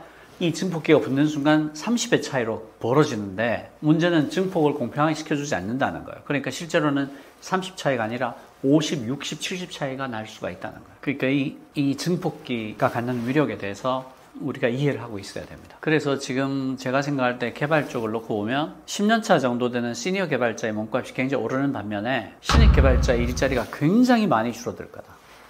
굉장히 많이 줄어들 거다. 그리고 그게 비단 개발에만 해당되는 얘기 아니다. 법률도 인간이 만든 규칙이잖아요. 법률도 인간이 만든 규칙이기 때문에 아주 뚜렷한 패턴이 있습니다. 그래서 미국의 대형 로펌들은 이미 견습 변호사들을 시킬 대부분의 일들을 AI로 처리하고 있어요. 그 얘기는 견습 변호사의 수요가 굉장히 줄어든다는 얘기죠. 여기도 마찬가지로 중견 변호사가 몸값이 올라가게 될 겁니다. 왜냐하면 10의 일을 하던 사람이 100의 일을 할 수 있게 되니까. 소수 정예를 큰 돈을 쥐어주는 편이 낫게 된 거죠. 5명이 50명분의 일을 할 수 있게 됐으니까. 아주 똑똑한 5명한테 20명분의 돈을 줘도 30명이 남잖아요. 그렇게 될 거예요. AI가 대체하게 될 일자리는 잠재된 패턴이 있는 모든 일자리인데 정말 많은 일들이 잠재된 패턴을 갖고 있습니다. 그렇지 않은 걸 찾기가 더 어려울 정도예요. 그러니까 직접 몸을 써야 되는 일들 있죠. 요양 간호사 이런 분들 일자리가 오히려 더 안전한 거죠. 그러니까 인지 기능에 관한 일자리들, 고급 인지 기능에 관한 일자리들, 예전에 대체되기 힘들 거라고 했던 고학력 고소득 일자리가 먼저 대체됩니다. 황당하죠. 그 대신에 남은 사람들은 훨씬 더 많은 돈을 받게 될 겁니다. 그러니까 이대로 두면 계급 격차가 굉장히 커질 수 있다. 빈익빈 부익부가 엄청 심화될 수 있다라고 생각하고요. 그리고 이런 얘기들도 합니다. AI로 일자리가 없어질 거라는 전망은 과장됐다. 왜냐하면 지금까지 신기술이 나타날 때마다 늘 그런 예측들이 있었지만 봐라, 일자리가 줄어든 적이 있냐? 항상 늘지 않았냐? 이번도 마찬가지일 거다라고 말합니다. 그런데 그런 설명이 하지 않고 있는 두 개의 말이 있습니다. 그런 설명이 하지 않고 있는 두 개의 말이 뭐냐? 첫 번째, 시간이 갭이 있다는 거예요. 그러니까 산업혁명 초기에 노동자들이 산업혁명 이전의 생활 수준을 회복하는데 90년의 시간이 걸렸습니다. 그러니까 자기 일생의 대부분이 그 시간에 걸린 사람들은 끔찍하게 퇴화된 환경만 경험하다 죽은 거예요. 그러니까 타임 갭이 있어요. 그 런던의 산업혁명 초기에 평균 수명이 20살이었습니다. 왜 20살이었냐?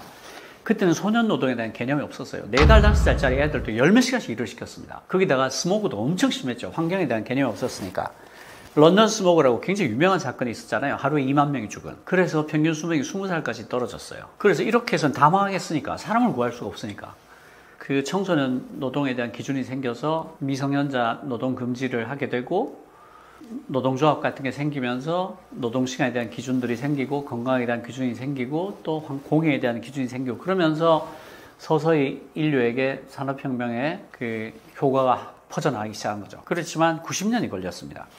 이것도 마찬가지예요. 일자리가 굉장히 줄어들고 언젠가 새로운 일자리가 나타나겠지만 줄어든 것과 새로운 것이 나타나는 것 사이에 상당한 갭이 있을 겁니다. 그래서 그런 종류의 주장에 대해서 케인스가 뭐라고 얘기하냐면 장기적으로는 모든 사람이 죽는다라고 얘기했어. 이게 무슨 뜻인가 하면 하리케인이 막 몰아치고 있어요. 하리케인이 몰아친다는 예보가 나왔습니다. 그래서 어떻게 해야 되지? 라고 하는데 만약에 걱정하지 마. 하리케인은 언젠가 지나가고 끝나게 돼 있어. 장기적으로는 끝난다고. 이렇게 말하는 사람이 있다고 생각해 봅시다.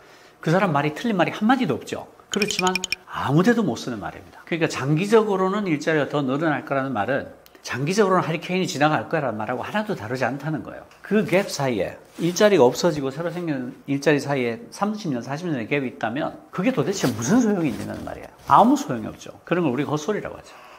두 번째, 이건 미국에도 여러 가지 통계가 나와 있는데 새로운 기술이 나타났을 때 그 기술로 인해서 탈락한 사람들이 그 새로운 기술을 습득해서 그 일자리로 돌아갈 수 있는 확률은 굉장히 떨어집니다. 대부분의 경우에 새로운 기술로 일자리를 잃은 사람들은 전보다 훨씬 나쁜 일자리를 구하게 돼요. 그러니까 학습을 해서 다시 그 일자리로 돌아갈 확률은 굉장히 낮습니다. 이건 미국에서 여러 번 통계로 입증된 사실이고 리포트도 많이 나왔어요. 그러니까 진입장벽이 굉장히 높은 거예요. 그러니까 새로운 일자리가 나타날지는 모르겠지만 그 새로운 기술과 미디어 때문에 쫓겨난 사람들이 괜찮은 일자리로 다시 돌아가게 될 확률은 굉장히 낮은 거예요. 새로운 사람들이 그 일자리를 채우는 거죠. 그러니까 걱정하지 마. 새로운 기술이 나타날 때마다 새로운 일자리 더 많이 생겨서라고 하는 말은 이 두 가지를 하지 않고 있는 거예요. 이 두 가지 말을 하지 않았다면 그거는 거짓말에 가깝죠. 사실은. 일자리에 가하는 충격은 굉장히 클 거다라는 걸 인정을 해야 되고 그리고 이분들이 혹시 피해를 받게 되면 그분들이 위협을 받지 않고 새로운 일자리를 찾을 수 있도록 사회적인 안전망이 가동을 해줘야 돼요. 재교육에 들어가는 돈을 대준다거나 그 재교육하고 있는 동안에 생활비 일부를 보전해준다거나 하는 식의 조치를 해줘야 되는 거죠. 그리고 이건 제 개인 생각인데 저는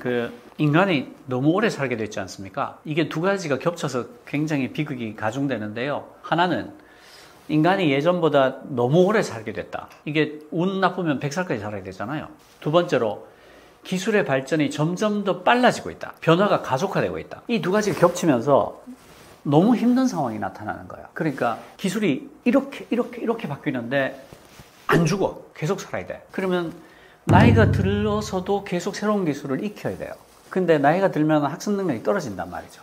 그러니까 이렇게 되는데 이렇게 되는 악순환이 생기는 거죠. 그래서 제 개인적인 생각은 이런 바뀐 환경에 제도가 적응해야 된다고 한다면 적어도 생애에 3번 정도는 안식년을 허용해야 된다라고 생각을 해요. 그러니까 지금 나 기술 변화가 너무 빨라서 재교육을 해야 될 것 같아 라고 했을 때 1년씩 3번에 걸쳐서 안식년을 주자는 거예요. 그 안식년은 물론 연금으로 보충을 해줘야 되는 거죠. 그게 아주 나이 들어서 몸도 못 움직이게 돼서 연금을 받을 것을 당겨서 3번의 안식년 동안 먼저 받게 해주자는 거예요. 그러면 1년 동안 재교육을 받으면 아무래도 신기술에 적응하기가 더 나을 거예요. 생계의 위협을 받지 않으면서 재교육을 받을 수 있으니까. 그리고 번아웃이 될 수도 있잖아요. 완전히 녹아서 지쳐 떨어져서 나 정말 죽을 것 같아 라고 생각했을 때 그걸 손을 들고 안식년을 신청을 해서 1년을 보충을 할 수 있으면 얼마나 좋겠어요. 늙어서 받을 연금을 3번만 당겨주자는 거죠. 그게 이렇게 미친 듯이 기술이 빨라지고 있는 이 시대에 필요한 제도가 아니냐 그렇게 생각합니다. 그렇게 하지 않으면 우리는 기술의 진보 덕분에 더 평안하고 쾌적한 삶을 사는 게 아니라 기술의 변화가 주는 멀미를 평생 동안 하면서 살아야 돼요. 이 가속도의 멀미를 감당하지 못해서 뛰어내리고 싶은데 내릴 곳이 없어.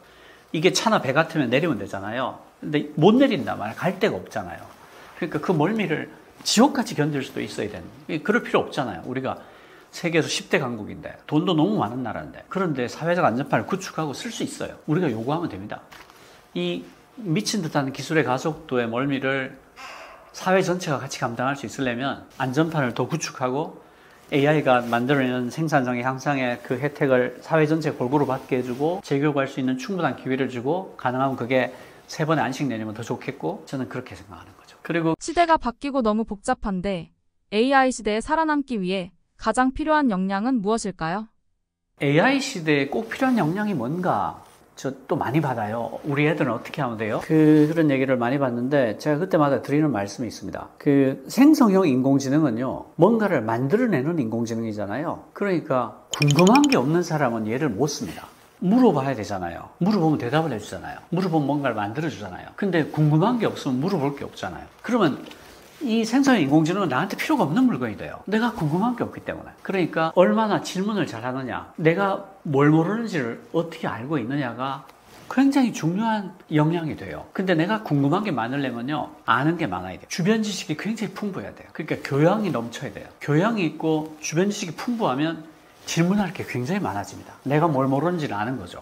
그리고 얘가 답을 했을 때 그 답을 보고 추가 질문을 할 수 있는 공간이 굉장히 넓어져요. 마이크로소프트에서 몇 달 전에 내놓은 논문의 제목이 Textbook is all you need입니다. 그러니까 직역을 하면 교과서만 있으면 돼. 이런 내용이죠. AI를 다루는 논문인데 왜 책 제목이 교과서만 있으면 되지? 책만 있으면 되지? 마이크로소프트에서 AI를 학습을 시키고 개발을 하면서 매개 변수의 사이즈는 상대적으로 작게 만든 대신에 책과 같은 고품질 학습 데이터를 아주 많이 넣은 거예요. 그랬더니 똑같은 매개변수 크기를 가진 AI라도 책과 같은 고품질 학습 데이터를 더 많이 집어넣어준 그 비중을 높인 AI가 훨씬 더 똑똑해지더라. 장기 기억 능력이 뛰어나고 추론도 훨씬 잘하더라는 걸 발견한 거예요. 그러니까 학습 데이터의 품질이 굉장히 중요하다. 생각 밖으로 중요하다. 그리고 거기에 가장 고품질의 데이터는 책이더라. 왜 책이 가장 고품질의 데이터가 될까요? 가령 이게 420페이지잖아요. 420페이지를 아주 일관된 논리를 가지고 지극히 논리적으로 다 썼단 말이죠. 그러니까 얘를 가지고 공부를 하면 지극히 논리적인 능력이 높아질 수밖에 없는 거죠. 장기 기억력도 올라가고 추론 능력도 올라가는 거예요. 그 아무거나 갖고 와서 학습시킨 거랑 책과 같은 고품질의 데이터 학습시킨 거랑 굉장히 퀄리티 차이가 나더라는 걸 밝힌 논문이에요. 다시 말해서 AI도 책을 읽으니까 똑똑해지더라는 거예요. 그러니까 사람이 책을 읽으면 얼마나 더 똑똑해지겠습니까?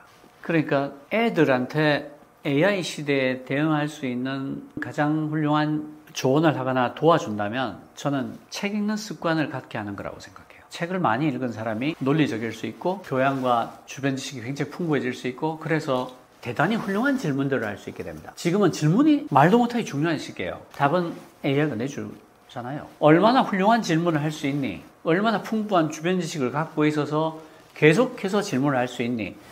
그 질문의 결과로 굉장히 다각적인, 다차원적인 지식을 갖게 되니? 라는 게 다 여기 달려있는 거예요. 그러니까 애들이 AI 시대가 아니라 AI 할아버지 시대가 되더라도 책을 많이 읽고 생각을 많이 해서 지극히 논리적으로 사고를 할 수 있고 풍부한 교양을 가지고 질문할 수 있게 된다면 충분히 슬기롭게 헤쳐나갈 수 있을 거다라고 생각합니다. 그러니까 아이들에게 뭘 해줄까요? 라고 한다면 저는 책 읽는 습관을 갖게 하는 거, 좋은 책들을 많이 공급해 주는 것보다 나은 건 없다. 그리고 질문할 수 있는 사람으로 만들어라. 그렇게 말씀드리고 싶습니다. AI 덕분에 새롭게 생길 직업들은 뭐가 있을까요?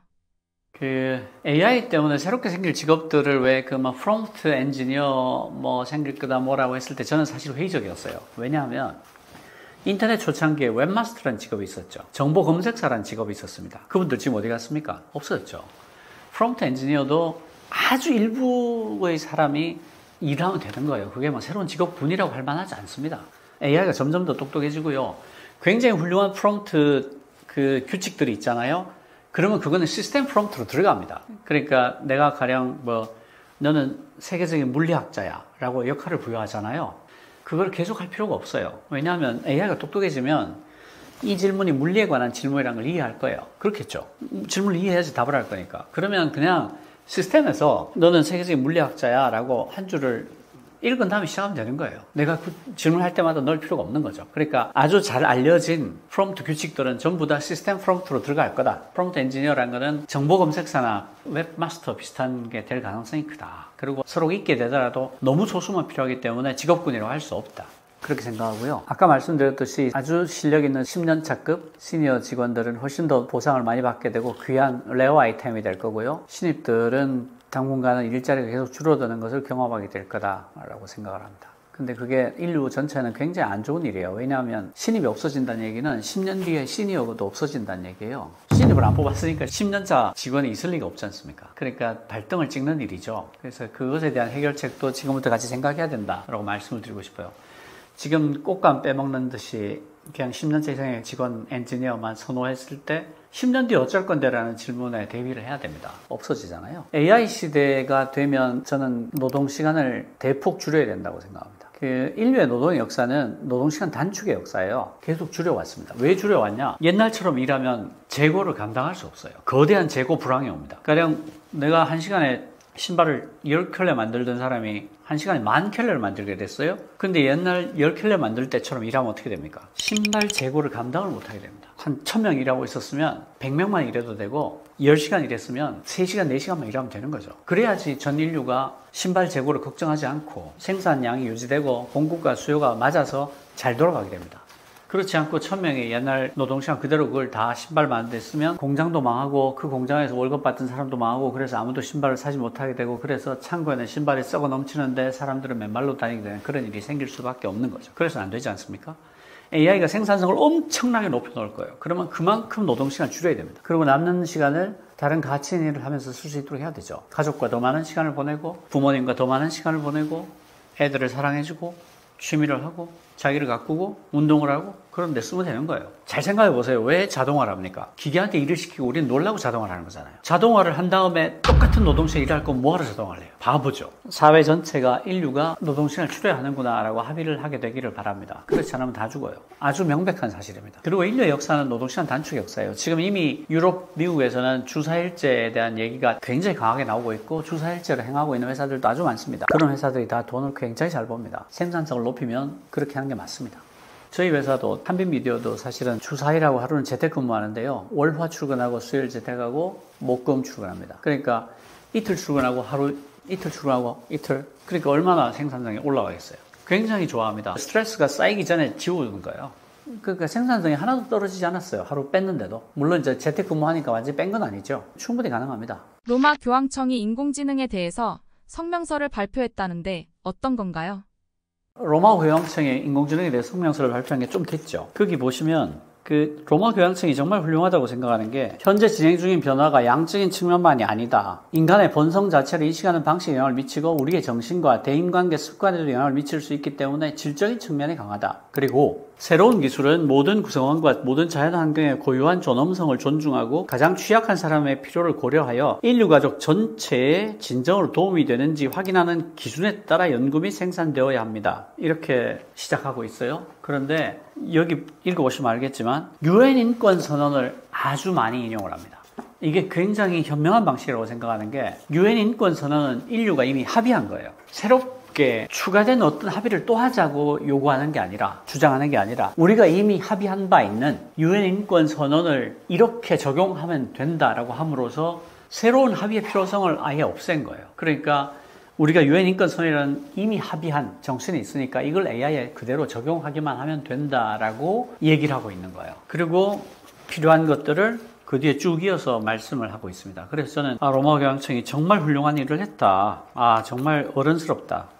라고 생각을 해요. 그 점에서 굉장히 훌륭하다고 생각하고요. 그리고 몇 달 전에 이제 할리우드 배우들하고 작가들하고 협동 파업하는 일이 있었어요. 저게 할리우드 역사상 가장 오래 한 파업이에요. 그리고 그렇게 단합한 적도 없었고요. 이걸 축발하게 만든 몇 가지 사건이 있었습니다. 그 뭐냐면 메이저 스튜디오들이 단역 배우들한테 이런 요구를 했어요. 너희 캐릭터와 너희 목소리를 다 AI가 받아와서 그걸 가지고 광고를 만들고 영화를 찍고 하는 거는 우리 마음대로 하겠다. 그러니까 1회 출연분만 주고 그 지적재산권을 스튜디오가 가져서 그냥 쓰겠다고 한 거예요. 근데 단역 배우들이 협상력이 메이저 스튜디오에 대해서 굉장히 약할 거 아니에요. 버틸 수가 없는 거죠. 그렇게 하지 않으면 이 계약 쓰지 않으면 너는 영원히 우리 스튜디오에서는 쓰지 않을 거야. 이런 말을 들은 건나 마찬가지잖아. 그러니까 이게 굉장히 큰 데미지를 주는 게 됐고요. 또 하나는 작가들이 메이저 스튜디오들한테 어떤 지시를 받게 됐냐면 굉장히 히트친 어떤 시나리오를 갖고 와서 그거를 AI에 집어넣고 비슷하게 뭘 만들어 간 다음에 그걸 적당히 손봐서 시나리오를 만들어서 찍자는 요구들을 많이 받게 된 거예요. 그리고 작가들이 했던 많은 일들 중에 상당수를 이미 거대 언어 모델로 처리하기 시작해버린 거예요. 그러니까 작가들이 일자리가 굉장히 줄어들어 버린 거예요. 그러니까 AI에 시중을 드는 어떤 사람이 되라라고 요구받은 것도 너무나 끔찍한데 심지어는 우리가 하던 일의 상당 부분들이 이미 AI로 처리가 되기 시작한 거예요. 그러니까 너무 곤란한 거죠.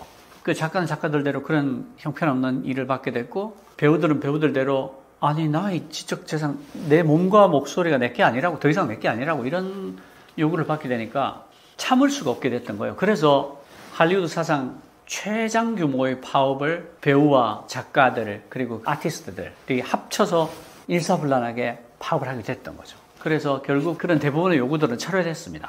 철회됐지만 개개인으로 보면 협상력이 너무 약한 거죠. 그러니까 이미 그 메이저 스튜디오들이 AI를 많이 쓰고 있는데 그건 피할 수가 없는 거예요. 되게 슬픈 일이죠. 이게 뭐냐면 새롭게 나타난 일들이에요. 이전의 법으로는 잘 규율을 못하는 거죠. 그런 점에서도 AI와 관련해서 새로운 규제와 새로운 제도와 새로운 법이 필요하다. 가령 내 캐릭터를 AI가 다 학습을 해서 나랑 똑같은 짓을 한다거나 하면 잡기가 쉽겠죠. 근데 약간 변형을 해요. 약간 변형하고 목소리 톤도 살짝 바꿔요. 그럼 그게 나라고 주장할 수 있을까요? 이런 문제가 생기는 거죠. 이를테면 챗GPT-4o의 그 목소리가 her에서 사만다를 연기했던 그 여자 배우의 목소리와 아주 흡사했잖아요. 근데 그 배우한테 오픈AI에서 실제로 당신 목소리 쓰고 싶다고 몇 번이 연락을 했고 그 배우가 거절을 하니까 그 사람의 목소리가 지극히 흡사한 목소리를 만들어서 쓰다가 들킨 거죠. 이 사람들은 그 배우 목소리가 아니야 라고 주장을 했지만 대부분의 사람들이 듣기에는 her, 그 여자 주인공의 목소리였던 거예요. 그래서 결국 그 목소리 내렸습니다. 이게 사회적인 압력이 너무 강해서 내린 거예요. 법적인 다툼 때문에 내린 게 아니라. 근데 이런 것들은 이때까지 없었던 사건이에요. AI가 없었기 때문에. 그래서 새롭게 나타난 사건들이기 때문에 기존의 법률로는 규제할 수가 없어요. 그래서 새로운 법과 새로운 규제가 많이 필요한 거죠. 그런 점에서 이제 로마 교황청이 성명을 낸 거고, 유엔에서도 위원회를 만들어서 하고 있고, G7도 하고 있고, 캘리포니아 상원에서도 법을 냈고, 그런데 불행하게도 AI 회사들이 엄청난 로비를 해가지고 주지사가 거부권 행사하게 만들었는데, 그런 일들이 계속 되풀이될 겁니다. 그래서 이번에 노벨 물리학상 제프리 힌턴 교수님 같은 경우는 AI에 대한 규제가 시급하다. 캘리포니아 법 이걸 부결한 거는 정말 어리석은 짓이다. 하고 아주 목소리를 크게 높이고 있고요. 이번에 노벨 물리학상 타고 인터뷰할 때 뭐라고 했냐면 이 사람이 제자가 이제 아주 유명한 일리아 수츠커버인데 자기는 자신의 제자가 샘 알트만을 쫓아내는 것을 우리 제자의 가장 큰 공로 중에 하나라고 생각한다. 이렇게 아주 유머 섞인 인터뷰를 하기도 하고. 그런데 저도 사실은 AI는 너무나 위력적인 미디어이기 때문에 서둘러서 전 세계 합의하는 법과 규제가 나와야 된다. 그리고 거기에 한국 정부가 늦지 않게 동참을 해야 한다. 라고 생각을 합니다. 그러니까 할리우드 배우 작가의 합동 파업은 워낙 할리우드니까 많이 알려졌지만 실제로는 전 영역에서 인생의 거의 대부분의 영역에서 그런 일들이 일어나고 일어날 거라고 생각을 해야 됩니다. 그렇게 생각하는 게 맞습니다. 챗GPT 얘기는 많이 들었는데 그래서 챗GPT가 뭔가요? 챗GPT가 2022년 11월 30일에 나왔죠. 그 뒤로 정말 어마어마하게 많은 일이 있어서 심지어 노벨 물리학상, 화학상을 AI 과학자들이 받아가는 그런 일까지 생겼습니다. 불과 1년 10개월 정도 만에 그 정도 일이 생겼다는 게 너무 놀라운데요. 챗GPT는 이름 그대로입니다.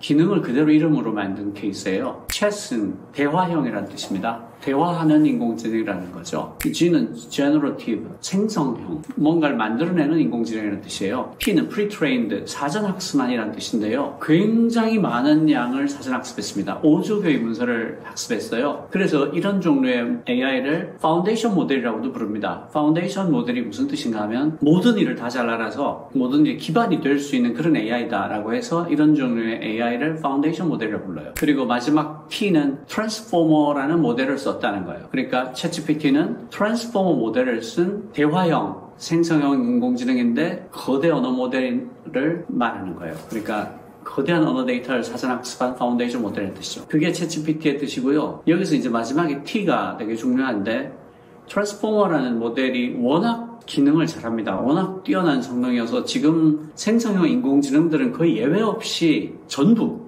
트랜스포머 모델을 쓰고 있다고 보면 됩니다. 트랜스포머 모델을 짧게 설명을 드리면 5조 개의 문서를 읽고 그 안에 있는 모든 잠재되어 있는 패턴들을 찾아냅니다. 그리고 단어들 간의 관계를 매핑을 해요. 지도를 만듭니다. 어떻게 지도를 만드냐면 벡터 DB를 만들어요. 벡터 데이터를 만드는데 벡터 데이터라고 하면 왜 거리와 방향을 같이 갖고 있는 데이터를 말하잖아요. 그러니까 2차원 데이터죠. 두 개의 값을 갖고 있으니까 여기서 벡터 DB는 수백 차원, 수천 차원에 걸쳐서 값을 갖는 거예요. 단어들 간의 관계를 수백 차원에 걸쳐서 매핑을 해요. 그래서 이 단어와 이 단어가 어떤 관계다, 어떤 맥락에서 관계를 갖는다. 그러니까 어떤 단어가 맥락에 따라 전혀 다른 의미를 가질 때가 많잖아요. 그러니까 각각의 맥락에서 이 단어는 이런 맥락에서 이 단어가 어느 정도 관계가 있고 저런 맥락에서는 저 단어와 어느 정도 관계가 있고 이걸 다 지도를 만드는 겁니다. 그렇게 해서 그 어떤 질문이 주어졌을 때 가장 그럴 법한, 가장 확률이 높은 단어를 예측을 해서 만들어내는 게 트랜스포머라는 모델이에요. 그러니까 챗GPT는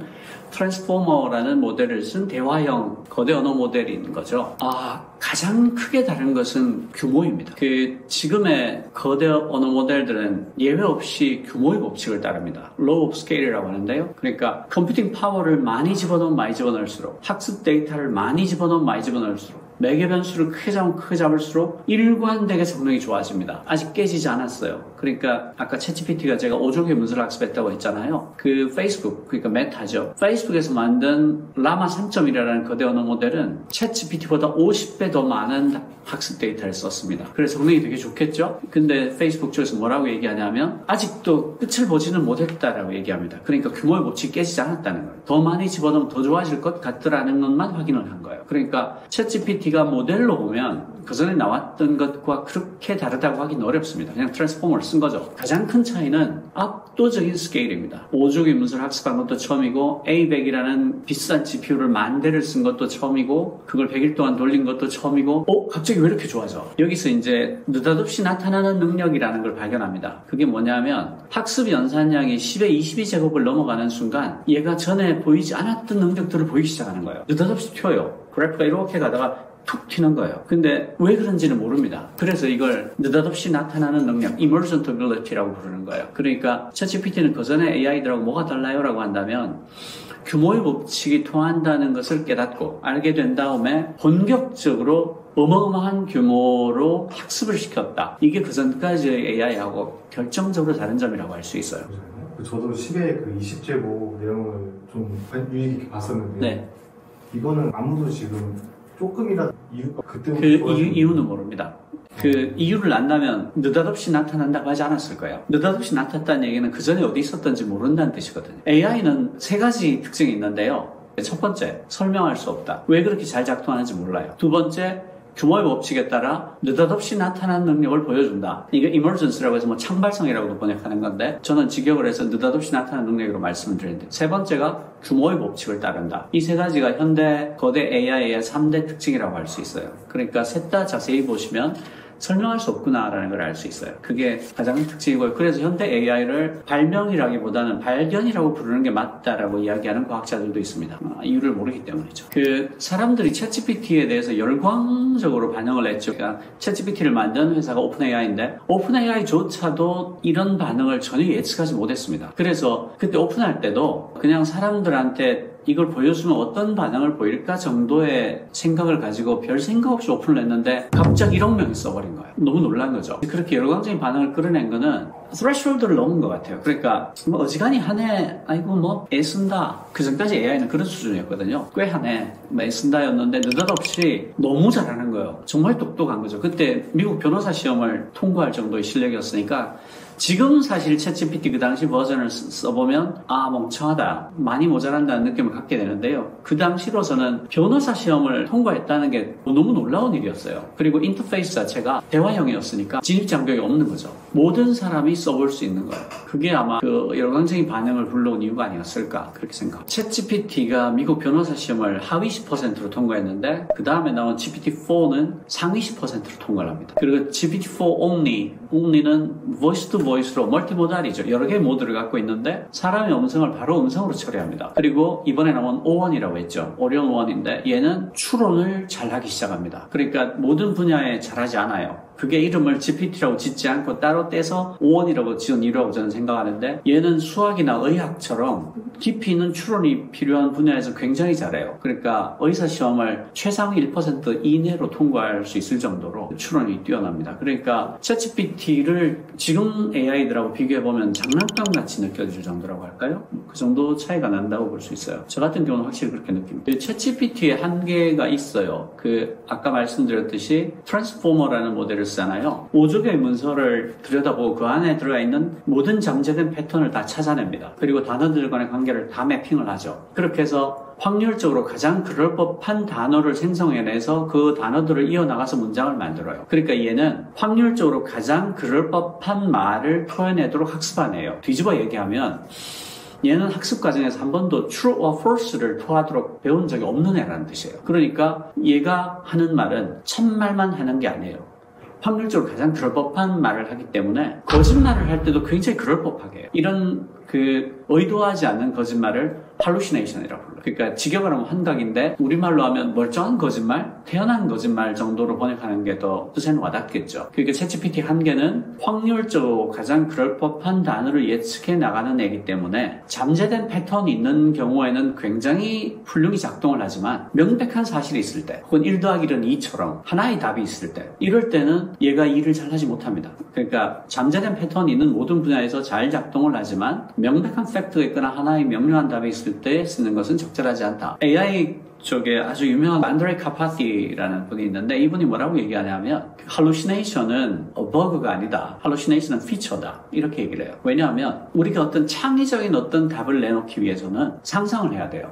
그러니까 상상이라는 게 없이 창의적인 답이 나올 수가 없거든요. 그래서 안드레이 카파티가 어떻게 얘기를 하냐면 AI에서 상상력을 다 빼면 검색 엔진이 될 것이다. 검색 엔진에 상상력을 보태면 AI가 될 것이다 라는 얘기죠. 그러니까 우리가 왜 상상을 하기 위해서는 사실은 몽상도 하고 이상한 꿈도 꾸고 그러잖아요. 그러니까 이게 동전의 뒷면과 같다는 거예요. 아주 훌륭한 답의 뒷편이 상상력이고 그 상상력이 AI에서는 할루시네이션으로 나오는 거다. 그러니까 할루시네이션은 버그가 아니라 피처다. 특징이다. 이렇게 얘기를 해요. 그걸 템퍼레이처라고 불러요. 온도라고 부르는데 아까 제가 확률적으로 가장 그럴 법한 단어를 예측한다고 그랬잖아요. 그러면 가장 확률이 높은 단어들부터 썩 그럴 법하지 않은 단어까지 순서를 쭉 매길 수 있을 거예요.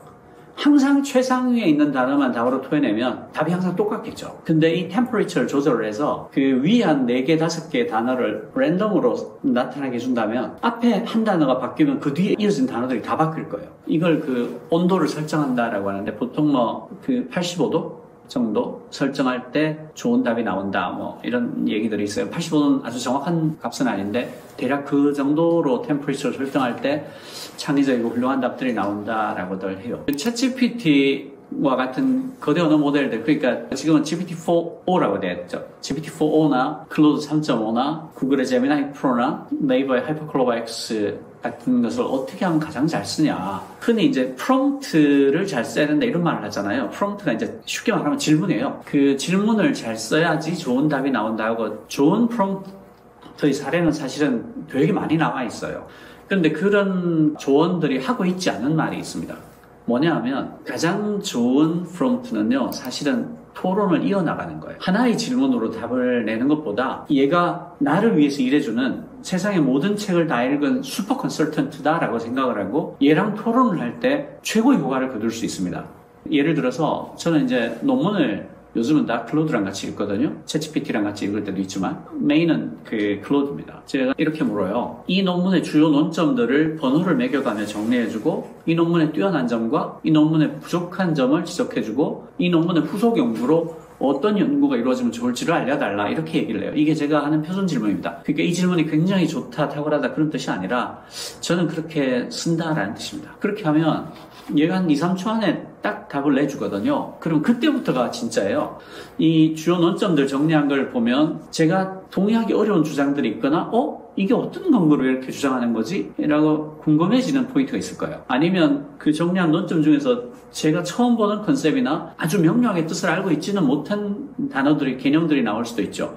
그럼 그걸 가지고 후속 질문들을 이어갑니다. 그 세 번째 논점은 그 전까지의 논문들에서는 이런저런 이유로 부정돼 왔는데 이 논문이 특별히 이걸 주장하는 이유가 뭐지? 근거를 상세히 설명해줘 라거나 지금 정리한 것 중에서 이런 컨셉은 나한테 좀 낯선데 이게 어떤 맥락에서 어떤 뜻으로 이 논문에서 쓰였는지를 상세히 설명해 달라라거나 혹은 왜 후속 연구가 그렇게 돼야 된다고 생각하니 좀 더 깊이 있게 나한테 아주 구체적으로 상세히 설명을 해줘라거나 이렇게 토론을 이어나가게 됩니다. 그렇게 되면 어쨌든 얘는 답을 2초 안에 하거든요. 그러니까 한 3분에서 5분 정도 얘랑 토론을 하게 되면 8번, 9번 정도 얘랑 주고받을 수가 있게 돼요. 그러면 나 혼자서 그 논문을 읽었을 때는 도저히 보지 못했을 굉장히 다면적인 풍부한 생각들을 할 수 있게 됩니다. 이게 진짜예요. 그러니까 제가 챗GPT와 같은 거대 언어 모델들을 어떻게 쓰면 좋은가를 물을 때 제가 항상 드리는 말씀이 이걸 도구라고 생각하지 마라. 이건 검색 엔진이나 컴퓨터 같은 게 아니다. 얘를 파트너라고 생각해라. 얘를 세상의 모든 책을 다 읽은 아주 똑똑한 파트너라고 생각하고 얘랑 토론을 해라. 이야기를 해라. 그때 얘의 능력을 120% 끌어낼 수 있다. 그러니까 이건 쓰는 도구가 아니다.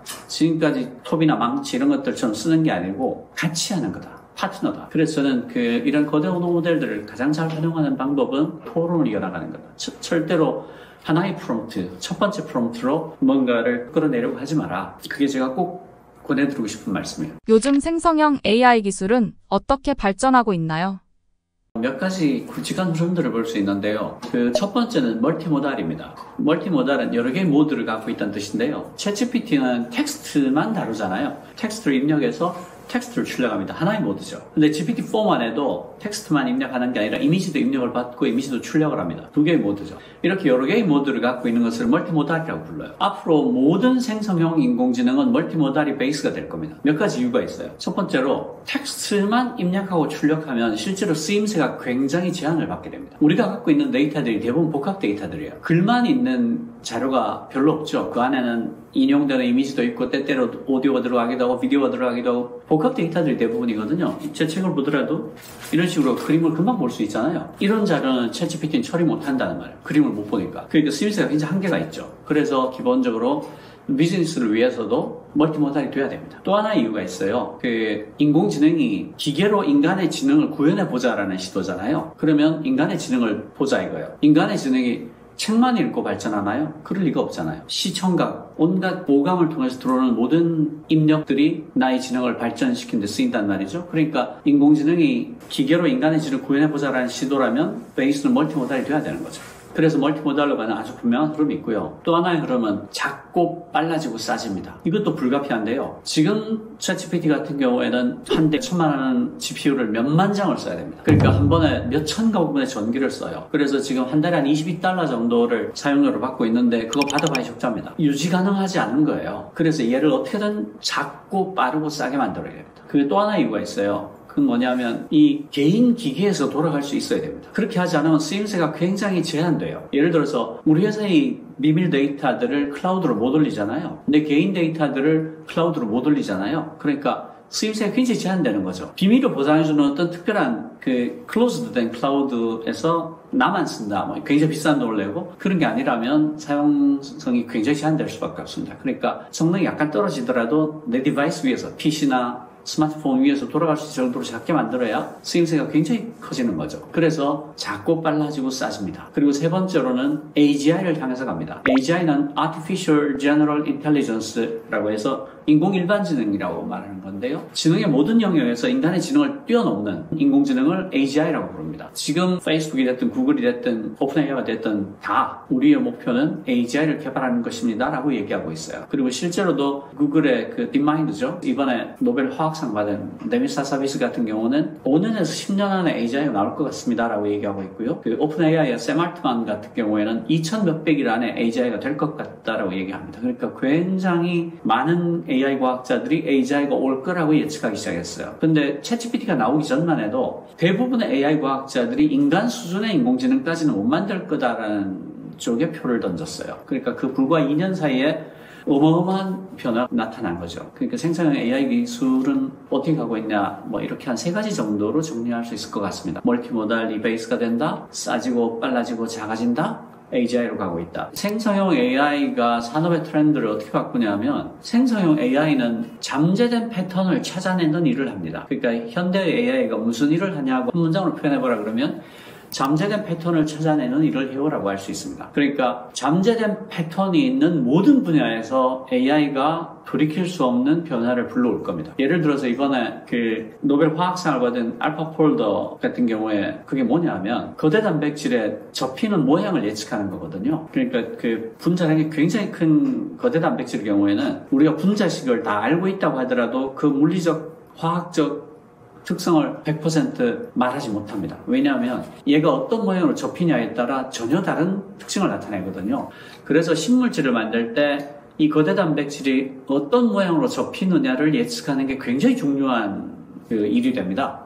분자식을 다 알고 있다 하더라도 이 물리적 화학적 특성이 어떻게 될까를 접히는 모양을 모르면 말할 수가 없거든요. 근데 이런 거대 단백질이 접히는 데는 분명히 패턴이 있을 거라고요. 이유 없이 접히진 않을 거니까. 지금까지는 그 계산이 너무 어려워서 접히는 걸 하는데 한 3년씩 걸렸나? 그랬어요. 그런데 구글의 딥마인드가 인공지능을 써서 이 단백질 접힌 모양을 거의 대부분 예측하고 풀어버리는 데 성공을 한 거죠. 그것도 잠재된 패턴이 있었기 때문에 그걸 찾아내는 데 성공한 거예요. 그리고 광주에 인공지능 융합 산업 집적단지라는 곳이 있어요. 그러니까 대량의 GPU를 갖다 놓고 스타트업이나 연구기관에서 AI를 연구하고 싶어 할 때 그 GPU를 무료로 빌려주는 곳이에요. 국가기관이죠. 거기 입주해 있는 곳 중에 하나가 돼지 몸무게를 카메라 한 대로 정확히 예측해내는 AI를 만들었어요. 그러니까 천장에 카메라가 딱 한 대가 달려있어요. 얘가 사육장에 있는 돼지를 그냥 비추기만 하면 체중을 예측해내는데 그 오차범위가 몇백 그램이에요. 이게 오차범위 몇백 그램으로 돼지 몸무게를 맞추면 뭐가 중요한데? 라고 하면 굉장히 많은 게 달라집니다. 그 전까지는 돼지를 저울에 집어넣는 게 굉장히 힘들었어요.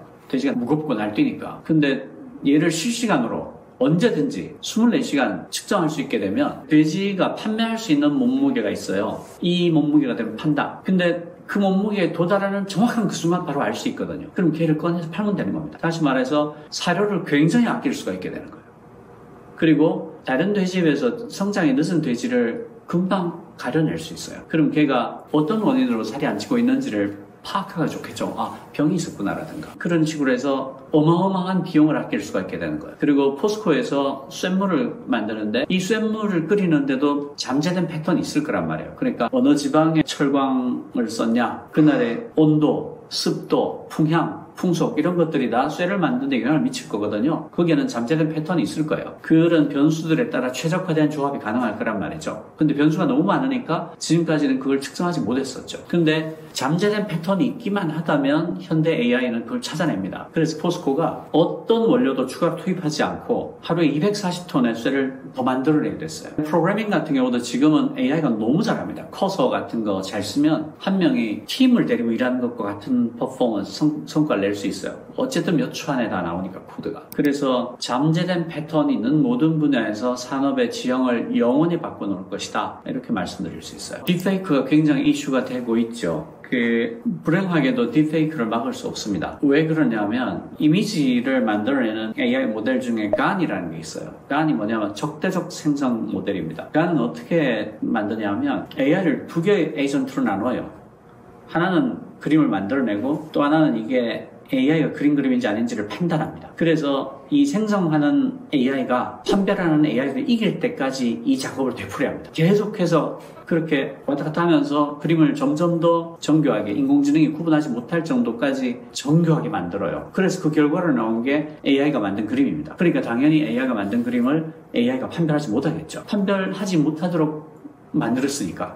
그리고 얼마 전에 유엔 산하의 그 AI 안전위원회에서 AI 안전에 관한 종합 리포트를 낸 게 있어요. 그 리포트 초안이 발표가 됐어요. 뭐라고 되어 있냐면 현재 AI가 던지는 주요한 위험들은 하나의 조처로 막을 수 있는 것들은 거의 없다. 그 실버 블릿은 없다. 은탄 하나는 없다는 거죠. 그러니까 여러 개의 조처들을 중첩해서 대처할 수밖에 없다. 하고 이제 AI가 초래할 위험들을 전부 리스트업을 합니다. 리스트업을 해서 리스트를 만들어서 이런 위험이 있는데 이건 이렇게 나오는데 이건 이렇게도 못 막고 저렇게도 못 막고 이렇게 하는 건 한계가 있다. 그래서 이런 조처들을 엮어서 여러 개의 조처들로 막을 수밖에 없다. 이렇게 설명하고 있습니다. 그 딥페이크도 마찬가지라고 생각해요. 딥페이크는 하나의 기술을 못 막습니다. 그렇게 할 수 없어요. 왜냐하면 AI가 식별하지 못하는 형태로 그림을 만들었기 때문이죠. 그럼 어떻게 해야 되느냐? 사회적인, 기술적인, 법률적인 조처들을 중첩해야 됩니다. 예를 들어서 AI 회사들에는 실제 인물의 사진을 가지고 그런 조작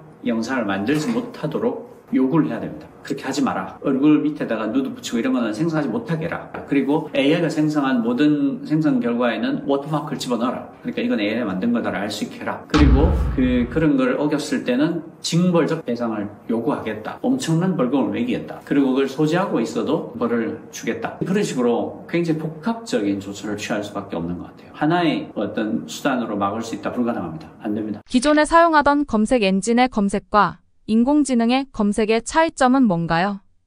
검색 엔진의 검색과 인공지능의 검색의 차이점 무엇인가라고 한다면 인공지능은 검색이 아니죠. 인공지능은 생성이에요. 만들어내는 겁니다. 그러니까 아예 다른 거예요. 두 개가 비교가 안 되는 겁니다. 검색 엔진은 그 검색을 하면 기존에 존재하는 관련성이 높은, 신뢰도가 높은 혹은 관련된 정보를 가장 많이 담고 있는 사이트들을 순서대로 보여주는 거잖아요. 인공지능은 그런 게 아니라 자기가 읽은 모든 문서에 잠재된 패턴을 학습한 다음에 가장 그럴 법한 결과를 만들어내서 내놓는 거니까 검색이랑은 다릅니다. 그 Perplexity라는 서비스가 있어요. Perplexity는 AI 기반의 검색 서비스라고 하는데 얘는 어떻게 하냐면 내가 어떤 질문을 하면 그 질문에 대한 답을 만들어줍니다. 답을 만들어주는데 그 답안에 관련된 정보를 담은 링크가 다 들어있습니다. 그러니까 말하자면 생성형 인공지능과 검색의 장점을 모았다라고 할 수 있어요. 그러니까 할루시네이션으로부터 자유롭죠. 할루시네이션을 걱정하지 않고 얘가 낸 답을 봐도 됩니다. 왜냐하면 링크가 다 있어서 확인할 수 있으니까. 그런데 퍼플렉시티 같은 경우에는 그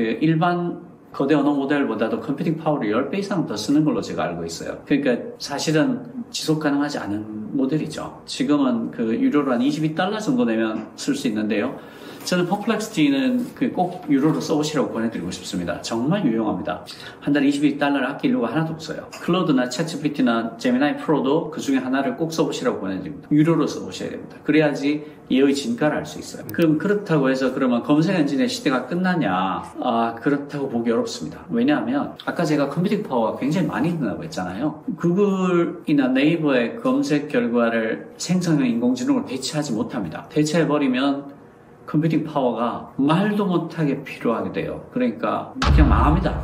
지구가 녹을 거예요. 지금 네이버가 하이퍼클로버 X를 왜 대중 공개 서비스를 크게 못하느냐? GPU가 없어요. GPU 지금 2,000몇백 대 있는데 A100 2,000몇백 대 있다고 알고 있는데 그걸로는 연구하기도 바쁩니다. 그러니까 서비스에 돌릴 수가 없어요. 오픈AI 같은 몇십만 대 갖고 있다. 그거 메타, 페이스북도 몇십만 대 갖고 있다. 이렇게 얘기하잖아요. 그러니까 대중 서비스를 할 수 있는 겁니다. 지금으로서는 검색 서비스를 생성형 AI가 대체할 수가 없다. 왜냐하면 GPU가 그 정도로 많지도 않고 GPU가 설령 있다 손 치더라도 그 검색 양을 그걸로 돌리려면 전기료도 감당이 안 될 거고 GPU 값도 감당이 안 될 거예요. 그래서 검색 엔진의 시대가 끝나기는 어렵다. 현재 기술로는. 훨씬 더 빨라지고 작아지고 싸지지 않으면 택도 없고, 그리고 검색과 생성은 사실은 용도가 서로 다릅니다. 명백한 사실이 있거나 하나의 답이 있을 경우에는 검색을 해야 되죠. 생성을 하면 안 됩니다. 그러니까 역할이 달라요. 근데 일정 부분 그 검색 엔진의 시장이 대체될 수는 있습니다. 그러니까 퍼플렉시티라든가 클로드나 챗GPT가 너무 훌륭한 답을 내놓기 때문에 굳이 검색을 할 필요가 없다. 이런 부분도 분명히 있어요. 그러니까 구글의 독점은 끝났다라고 말하는 것은 그렇게 사실과 멀리 떨어진 일은 아닐 것 같습니다만은 검색의 시대가 끝났다라고 말할 수는 없을 것 같아요. 물리적으로 불가능합니다. AI가 충분히 작아지고 빨라지고 싸져서 비용 효율을 얘기할 수 있는 수준까지 간다면 검색이 상당 부분 대체될 것은 틀림이 없습니다. 그리고 실제로 생성형 인공지능들이 지금은 검색을 같이 쓰고 있습니다. RAG이라고 하는데요. Retrieval Augmented Generation. 검색 증강 생성이라고 하는데, 이를테면 내가 생성한 결과를 내가 검색한 것과 비교해 본다거나 혹은 어떤 충분히 주어진 학습 데이터가 있을 때 그 안에서만 검색을 해서 그 결과를 바탕으로만 생성을 한다거나 이런 식으로 하는 걸 RAG라고 불러요. 검색 증강 생성이라고. 그러니까 하이브리드로 이렇게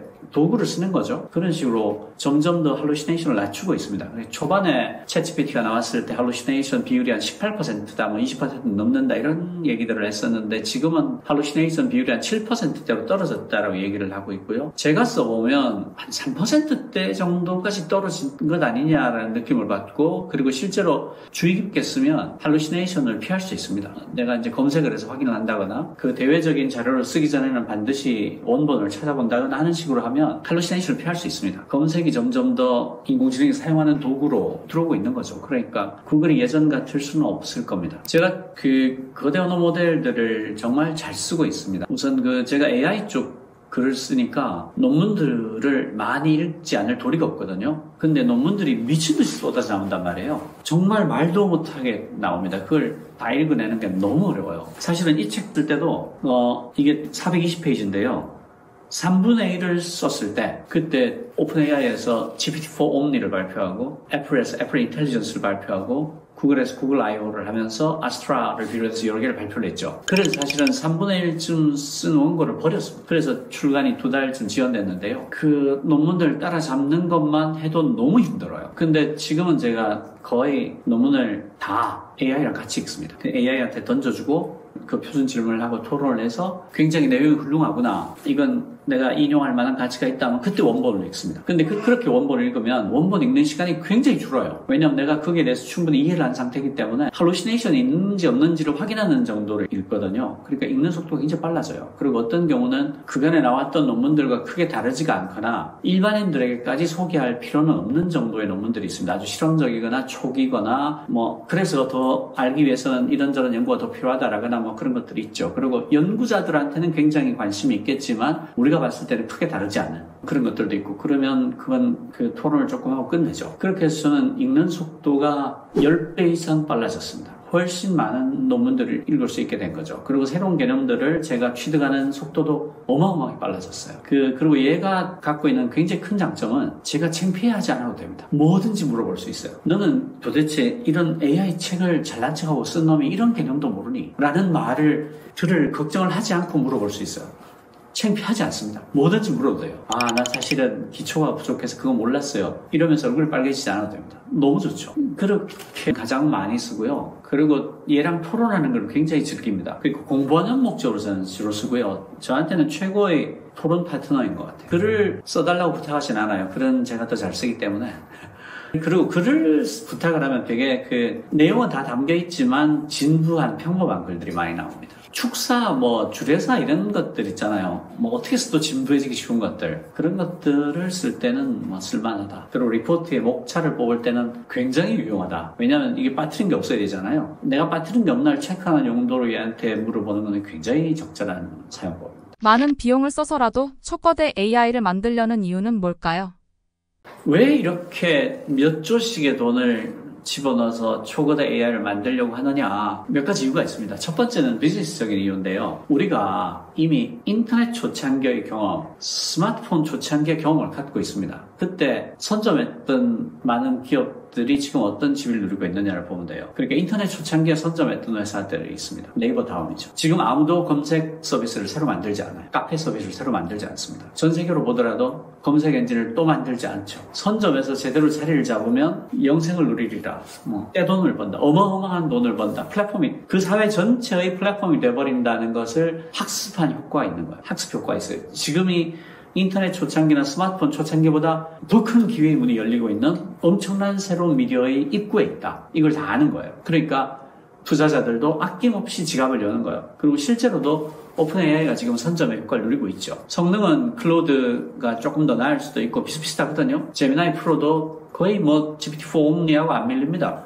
그렇지만 사용자 수를 보면 10배 이상 차이 나요. 오픈 AI가 압도적으로 많습니다. 그게 선점의 효죠. 그걸 아니까 몇 조씩 돈을 태우면서 초거대 AI를 만들기 위한 경쟁을 하는 거고요. 가령 페이스북 같은 경우는 H100을 35만 장 사겠다는 거잖아요. H100이 한 대 몇 천만 원 하는 애인데 그걸 35만 장을 사겠다라고 하는 거니까요. 선점하면 얼마나 큰 기회가 있는지를 모른다는 걸 모두가 알고 있는 거예요. 그러니까 네이버나 구글이 또 한 번 생길 수 있는 기회의 장이 열렸다. 그게 자주 오지 않습니다. 인터넷 초창기에 먹었던 기업들이 지금까지 플랫폼으로 자리 잡고 있는 거잖아요. 그 배달 시장은 배달의 민족이 먹어버리니까 딴 데가 못 들어오는 거잖아요. 그거와 마찬가지예요. 그게 이제 가장 큰 이유가 될 거고요. 비즈니스적으로. 두 번째로는 AGI를 만들어 보고 싶은 거예요. AGI를 만들게 되면 AGI가 인간의 지능을 넘어서는 인공지능이잖아요. 그 AGI의 마지막이 뭐냐면 오픈AI에서 정의한 그 정의를 보면 AGI의 마지막이 organization입니다. 그러니까 첫 번째는 챗봇이었고 두 번째는 추론가고 세 번째가 혁신가고 네 번째가 발명가인가? 그리고 마지막이 조직인데요. 앞에를 보면 다 개인 같잖아요. 혁신가라든가 이런 게 다 하나의 개인을 말하는 것 같은데 마지막은 조직이에요. 왜 조직이냐면 그 여러 개의 에이전트가 협업을 해서 회사 단위가 할 수 있는 정도의 일들을, 그러니까 몇 개월에 걸쳐서 하는 일들을 그냥 AI가 혼자서 할 수 있다는 뜻이에요. 그러니까 에이전트가 여러 개의 에이전트가 협업을 합니다. 문제를 해석하는 에이전트가 있고 그 문제를 가지고 어떻게 해결할지 해결책을 계획을 세우는 에이전트가 있고 그 세운 해결책을 비판적으로 들여다보고 코멘트를 해주고 리뷰를 해주는 에이전트가 있고 그 계획에 따라서 사용할 도구들을 쓰는 에이전트가 있고 그 중간중간에 리뷰를 하고 그 결과들을 모아서 다시 전체 일을 조율하는 마스터 에이전트가 있고 이런 식으로 분업을 합니다. 그렇게 해서 회사 단위의 일을 처리할 수 있게 된다가 마지막 단계예요. 이게 정확하게 말해서 무슨 뜻인가 하면 적어도 일에 관한 하는 사람이 필요 없어집니다라는 뜻입니다. AGI가 되게 되면. 그러니까 인류가 영원히 노동으로부터 해방당할 수 있는 거죠. 제가 해방당한다고 표현한 이유는 어떤 결과가 되냐에 따라 일을 뺏기는 것으로 끝날 수도 있고 일할 필요가 없어져서 복지 혜택을 누리면서 즐겁게 살 수도 있기 때문입니다. 어느 방향으로 가냐에 따라 달라요. 해방을 당할 수가 있는 거죠. 그러니까 초거대 AI를 만들려고 하는 명백한 이유가 있는 거죠. 인류를 영원히 노동에서 해방시키는 초거대 AI가 나타나게 된다면 그걸 갖고 있는 조직이나 사람은 지구의 모든 노동이 해왔던 그 부가가치를 혼자 생산할 수 있게 되는 거니까 그 끝은 상상할 수도 없는 거죠. 그게 지금 수십조의 돈이 눈 한 번 깜빡하지 않고 AI 씬으로 몰려들고 있는 이유입니다. 그래서 저는 AI 거품 얘기하는 사람들이 전혀 근거 없는 얘기를 하고 있다고 생각해요. 그럴 수 없습니다. 그럴 리가 없고요. 이미 AI가 엄청나게 많은 변화를 불러오고 있습니다. 산업에서 굉장한 변화, 예를 들어서 포스코가 AI를 써서 1g을 원료도 추가 투입하지 않고 240톤의 쇠를 더 생산할 수 있게 됐는데 포스코가 과거로 돌아가자 우리 AI 쓰지 말자라고 할 확률이 있을까요? 전혀 없죠. 돼지 몸무게를 카메라 한 대로, 그것도 싸구려 카메라 한 대로 실시간으로 계속 볼 수 있게 됐는데, 야, 이거 이러니까 재미없다, AI 쓰지 말자 할 수 있을까요? 절대 못합니다. 안 돼요. 그래서 저는 AI 거품이라고 말하는 사람들이 도대체 무슨 근거를 갖고 말하는지를 모르겠어요. 전혀 사태의 핵심을 이해하지 못한 발언이라고 생각합니다. 그런 게 아니에요. 이건 돌이킬 수 없는 변화를 불러오고 있는 새로운 미디어예요. 그렇게 되지 않을 겁니다. 굉장히 무서운 미래가 기다리고 있다고 할 수 있어요. 그 재밌는 예들이 왜 언어 모델들이 되게 재밌는 게 많아요. 그러니까 지금 제가 이렇게 말을 하고 있지만 제 얼굴 표정과 입술까지도 바꿔주면서 제가 수십 개국어의 말로 똑같은 내용을 하게 더빙해 줄 수 있잖아요. 그런 서비스들이 있죠. 그런 것들은 실제로 보면 굉장히 놀랍고 재밌습니다. 제 목소리 톤까지 그대로 하는데 영어로 했다가 프랑스어로 했다가 러시아어로 했다가 하는데 입술하고 얼굴 근육까지 그 말을 하는 걸로 똑같이 바꿔주죠. 그런 것들이 굉장히 실제로 보면 신기하고 재밌고 놀라울 거고요. 그 다음에 GPT-4 Omni 같은 경우에는 실시간 통역을 해주잖아요. 실시간 통역도 해주고 감정을 집어넣어서 의인화, 사람인 것처럼 대화도 하기도 하고 그런 것들이 다 사실은 굉장히 놀랍죠. 왜냐하면 보세요. 그 GPT-4 Omni가 사람의 말을 듣고 사람의 말로 그대로 토해내는데 반응 속도가 320ms이거든요. 그 사람의 말을 듣고 대답하는 속도가 320ms인데 이게 사람의 반응 속도와 비슷하거나 좀 더 빠른 속도예요. 근데 이게 얼마나 놀라운 일인가 하면 내가 말하는 걸 녹음을 해서 인터넷을 통해서 서버에 가서 그 서버에서 답을 만들어 와서 나한테 대답해 주는데 그게 320ms이라는 거예요. 이거 마술 같은 일인 거죠, 사실은. 그게 어떻게 가능해요? 내 목소리를 녹음을 해서 갖고 가서 그 내용을 분석을 해서 답을 목소리로 들려주는데 그 속도가 320ms이다. 사실은 마법이죠, 마법. 네. 모든 AI가 지금 보여주고 있는 모든 게 사실은 들여다보면 마법 같은 거예요. 모든 게 놀랍다라고 할 수 있어요. 고도로 발달한 과학기술은 마법과 구분할 수 없다. 굉장히 예전에 한 말입니다. 통찰력이 엄청난 거죠. 우리나라 AI 기술이 어디까지 왔냐라고 하면 정말 할 말이 많은데요. 우리나라 AI가 세계 전체적으로 보면 7등 정도 합니다. 그럼 되게 높은 것 같잖아요. 근데 미국을 100이라고 놓고 보면 2등이 중국인데 65점 정도 돼요. 그리고 3등부터 7등까지가 점수가 비슷비슷한데 38, 9점 합니다. 그러니까 이게 세계 7등이라고 되게 좋아할 수도 있고 솔직히 39점이면 100점이랑은 비교할 수 없는 점수 아니냐? 이렇게 말할 수도 있는데 제가 말씀드리고 싶은 것은 우리나라의 과학자들이 굉장히 뛰어납니다. 아주 영리하고 성실하고 훌륭해요. 훌륭한데 어떤 문제가 있냐? 네이버가 그 H100은 한 대도 없고요. A100이 2000 몇백 대 있는 수준입니다. 그리고 그 다음에 잘하는 데가 LG인데 LG그룹도 굉장히 잘해요. LG그룹도 LG AI 연구소가 2천 몇백 대 갖고 있고 그룹 전체로 3천 몇백 대 갖고 있거든요. 근데 오픈AI가 10몇만 대를 갖고 있고요. 페이스북이 H100만, 그러니까 A100도 아니죠. A100 다음 버전이잖아요. H100을 35만 장 연말까지 사겠다 그러고 테슬라가 얼마 전에 10만 장 H100 연결해서 세계 최고의 슈퍼컴퓨터를 만들었다라고 트위터로 자랑을 했잖아요. X로 이름 바꿨지만 연구를 하고 싶어도 그러니까 공부를 너무 잘하는데 연필이 없는 거예요. 연필과 책이 없는 거예요. 너무 한심하죠. 근데 더 한심한 게 있어요. 정부가 R&D 예산을 13% 깎아버렸잖아요. 그래서 AI 관련 예산들이 굉장히 많은 분야에서 85% 이상 날아갔습니다. 삭감됐어요. 그리고 우리나라가 전 세계 AI 인재 3대 유출국입니다. 세 번째 유출국인데요. 사실은 두 번째 유출국이라고 봐야 돼요. 왜냐하면 2등이 이스라엘이거든요. 근데 이스라엘은 미국으로 가는 게 인재를 유출하는 게 아니에요. 미국을 점령하러 가는 거고. 유대인 네트워크가 워낙 좋잖아요. 그러니까 이스라엘은 인재 유출국이라고 말할 수 없어요. 거기는 미국을 점령하러 가는 거니까. 그러니까 한국이 세계에서 두 번째로 AI 인재가 유출되는 나라예요. 그럴 수밖에 없잖아. GPU가 없는데. 아니 연필이 없어서 공부를 못하겠다는데 이게 말이 되냔 말이에요. 그런데 연필을 사줄 생각은 하지 않고 R&D 예산을 13%를 잘라버린 거예요. 아주 코미디 같은 사례가 있는데 슈퍼컴퓨터가 지금 모자라서 슈퍼컴퓨터 예산을 더 주세요, 한 대 더 줘야 됩니다라고 했단 말이죠. 근데 이 사람들이 과학을 얼마나 모르냐면 슈퍼컴퓨터 예산은 깎으면 안 돼요. 깎으면 슈퍼란 말을 못 붙이게 되거든요. 그냥 컴퓨터가 돼버리는 거야. 근데 우리는 필요한 게 슈퍼컴퓨터란 말이야. 그러니까 그 정도로 대용량의 컴퓨터가 있어야만 할 수 있는 일들이 있어요. 최소한의 사이즈가 돼야지 돌릴 수 있는 일들이 있단 말이죠. 기상예측 같은 거. 그게 모자라서 슈퍼컴퓨터를 한 대 더 지어야 됩니다. 예산을 달라고 했는데 그거를 10% 20% 깎는단 말이에요. 그러면 더 이상 슈퍼컴퓨터가 아닌 거예요. 그런 일들이 일어났어요, 이번에. 거기에다가 얘는 전기료를 엄청 먹어요. 그래서 구축 예산을 주면서 운영 예산을 깎아버리면 못 씁니다. 그런 일이 일어났어요.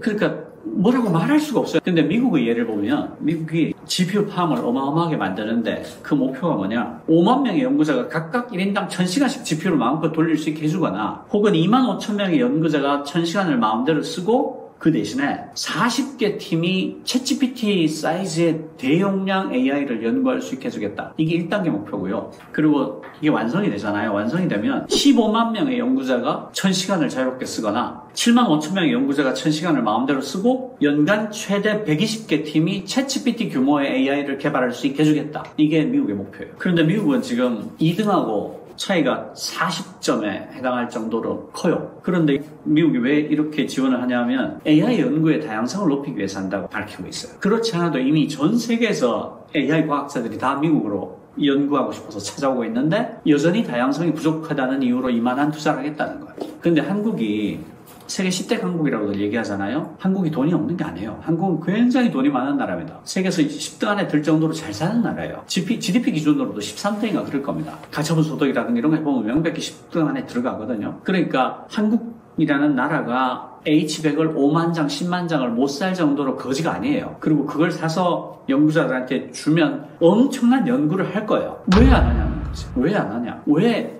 있는 돈을 13% 깎냐. 그래서 전 세계에서 AI 인재가 두 번째로 많이 빠져나간 나라를 만들고 말았냐 라는 질문을 너무 하고 싶은 거예요. 우리가 거지냐? 왜 H100을 5만 장 못 사는데? 너무 안타까운 거죠. 왜 있는 돈을 안 쓰냐? 우리의 미래가 달린 건데 그런 게 너무 안심한 거죠. 지금까지 R&D 예산은 한 번인가 밖에 삭감한 적이 없고 심지어 IMF 경제위기 때도요. R&D 예산은 12% 이상 증가했어요. 그러니까 우리나라가 어떤 나라냐면 밥은 굶어도 애는 공부시키는 나라잖아요.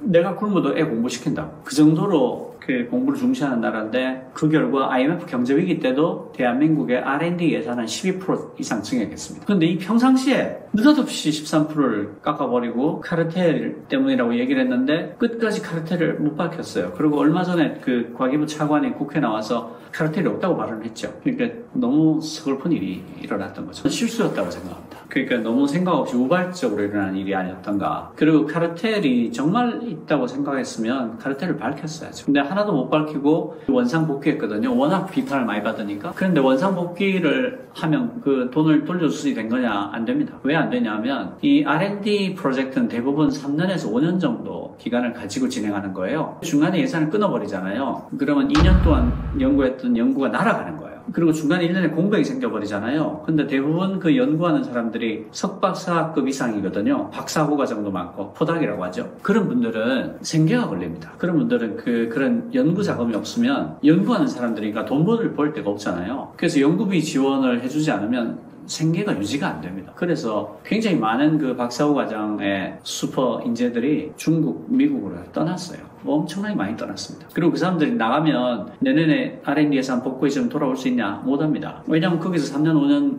연구를 시작했거든요. 그러면 그 연구 끝날 때까지 못 와요. 그러니까 이게 데미지가 1년으로 끝나는 데미지가 아닙니다. 허리가 부러진 거예요. 지금이 너무 중요한 시기죠. 인터넷 초창기라고 생각해보세요. 그때 네이버가 검색 서비스를 시작했는데 누가 봐서 너 검색하지 마. 1년 뒤에 잃어버렸다고 생각해보세요. 그 1년 뒤에 복구가 됩니까? 택도 없죠. 그때 네이버가 그 당시에 그 시기에 때 맞춰 검색을 시작하지 않았다면 그것보다 10배 뛰어난 기술을 갖고 다시 시작해도 못하는 거예요. 시기란 게 있거든요. 자율주행 기술은 언제쯤 실용화될 수 있을까요? 자율주행 기술이라 그러면 그 인간이 개입하지 않고 운전하는 걸 말하죠. 그 5단계로 나눠서 얘기합니다. 그러니까 인간이 완전히 핸들에 손을 떼고 그냥 보고만 있어도 되는 걸 레벨 3라고 해요. 근데 레벨 3까지 못 가 있습니다. 테슬라 일론 머스크가 자기들이 오토파일럿이라고 이름 붙였잖아요. 그걸로 사람이 개입하지 않아도 되는, 그러니까 핸들을 없애도 되는 그런 차를 만들겠다고 언제부터 얘기했는지를 한번 검색해 보십시오. 이 친구가 적어도 7차례 이상 거짓말을 했습니다. 내년에 나온다고 말한 게 7번, 8번 될 겁니다. 그럼 왜 그렇게 됐을까? 왜 이렇게 어려운가? 왜 이렇게 어려운가를 생각해 봐야 되는데요. 그 강화학습이라는 게 있습니다. 지금 테슬라의 오토파일럿은 강화학습을 하거든요. 강화학습은 심리학에서 나온 용어예요. Enforcement Learning이라는 건데 작은 나무 상자 안에 쥐를 넣습니다. 그리고 거기다 레버를 하나 둬요. 쥐가 이 레버를 건드릴 때마다 먹을 걸 줍니다. 그러면 쥐가 처음에는 우연히 레버를 건드려서 먹이를 먹게 되는데 나중에는 이 레버를 누르면 먹이가 나온다는 걸 알게 돼요. 그래서 이 쥐가 미친 듯이 레버를 누르게 되죠. 이렇게 그 인센티브를 줌으로써 우리가 원하는 행동을 하게 하는 것을 강화학습이라고 합니다. 인공지능에서의 강화학습은 뭐냐면 우리가 원하는 쪽으로 모델이 움직이면 포인트를 주는 겁니다. 그러니까 이렇게 말하면 그러면 AI가 의지를 갖고 있다는 거야? AI가 의지를 갖고 있어서 점수를 얻고 싶다라고 욕구를 갖게 되는 거야? 라고 오해하시는 분들이 있는데 그런 건 아니고 점수를 더 얻는 쪽으로 최적화 하도록 모델을 만들었다는 뜻이에요. 그러니까 AI가 의지를 갖고 있다 그런 게 아닙니다. 그냥 점수를 더 얻도록 최적화하는 모델을 만들었다는 뜻이에요. 오해하시면 안 됩니다. 어쨌든 그렇게 강화학습을 합니다. 그래서 운전을 더 잘하는 쪽으로 사고 없이. 그런데 그 문제가 있어요. 일단 알파고로 돌아갑시다. 알파고가 이세돌하고 바둑을 둬서 이긴 최초 인공지능이잖아요. 그 알파고의 첫 번째 버전을 알파고 리라고 합니다. 이세돌하고 붙었다고 해서 알파고 리예요. 알파고 리는 인간의 기보들, 프로기사들이 둔 기보를 다 갖고 와서 그걸 학습을 합니다. 그 기보 안에 들어가 있는 모든 패턴을 학습한 다음에 이세돌하고 바둑을 둬서 4대1로 이겨요. 이 알파고 리의 수는 인간이 해설할 수 있습니다. 절대 고수의 풍모가 엿보이는 정말 고수가 두면 이렇게 두겠구나. 그런 느낌을 주는 수를 내보입니다. 물론 이제 가끔 너무 수가 깊어서 해석이 잘 안 되는데 하는 게 있지만 일부였어요. 그런데 알파고 리의 다음 버전이 알파고 제로입니다. 알파고 제로는 인간의 기보를 하나도 보지 않았어요. 그냥 바둑의 규칙을 알려주고 이겨라. 이기면 포인트를 주겠다고 강화학습을 합니다. 그때 이 알파고 제로가 뭘 하냐면 사흘 동안 수백만 판의 셀프 대국을 합니다. 그러니까 AI는 한 대가 아니잖아요. 대규모 병렬 연산할 수 있으니까 자기 스스로 몸을 수천 개, 수만 개, 수십만 개로 나눠서 사흘 만에 셀프 대국을 수백만 판을 둡니다. 그러고 나서 알파고 리하고 붙어가지고 100판을 다 이겨버려요. 그게 강화학습이에요. 그러면 강화학습이 굉장히 잘 작동할 것 같잖아요. 근데 운전에서는 그게 안 됩니다. 왜 안 될까요? 바둑처럼 닫힌 세계에서는 있을 수 있는 경우의 수가 다 계산이 되죠. 그리고 설사 어떤 부작용이 생긴다 하더라도 아무 일이 없습니다. 바둑이란 닫힌 세계에서 일어나니까. 그런데 운전은 열린 세계잖아요. 무슨 뜻인가 하면 항상 예외가 나온다는 거예요. 어떤 걸 학습해도 예외가 있는 거예요. 그러니까 왜 예외 없는 법칙이 없다라는 예외 없는 법칙이 있지 않습니까? 모든 일에는 예외가 있죠. 그러니까 아무리 학습을 잘해도 학습하지 않은 경우의 수가 생기는 거예요. 아주 구체적으로 예를 들어드리면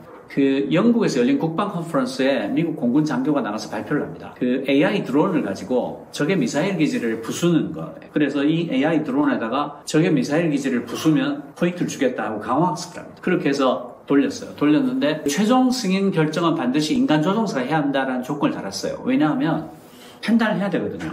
이게 정말 미사일 기지 같아 보이지만 방송국이야. 혹은 미사일 기지인 건 맞지만 주변에 민가가 너무 많아. 우리 육군 애들이 지금 거기 매복을 하고 있어서 이걸 공격을 하게 되면 걔들이 다쳐. 아주 여러 가지 경우가 있을 수 있잖아요. 그래서 최종 승인은 반드시 인간 조종사 해야 된다는 조건을 달아서 돌렸어요. 그랬는데 어떤 일이 생겼냐? 이 AI 드론이 보기에 자기는 점수를 얻어야 되는데 자기가 점수를 얻는데 가장 방해가 되는 게 인간 조종사인 거예요. 그래서 인간 조종사를 공격해서 죽여버립니다. 점수를 더 얻기 위해서. 공군이 너무 놀랐겠죠? 그래서 인간 조종사를 죽이면 감점을 주겠다고 조건을 다시 달았어요. 그랬더니 드론이 어떤 일을 하냐면 그렇거나 말거나 인간 조종사가 자기를 방해하는 가장 큰 요소고 제가 아니면 점수를 많이 얻을 것 같단 말이죠. 그래서 안테나를 공격해서 부숴버립니다. 자기를 방해하지 못하게. 그러니까 무슨 뜻인가 하면 이 실제 세계에서 강화학습을 적용하려면 생길 수 있는 모든 경우의 수에 대해서 점수를 매길 수 있어야 됩니다. 이건 플러스, 이건 마이너스, 이거는 0점, 이건 플러스, 이건 마이너스, 0점하고 있을 수 있는 모든 경우의 수에 대해서 점수를 매겨야 한다는 뜻인데 어떻게 있을 수 있는 모든 경우의 수를 상상하겠어요? 예를 들어서 테슬라의 오토파일럿을 켜놓고 가던 사람이 고속도로에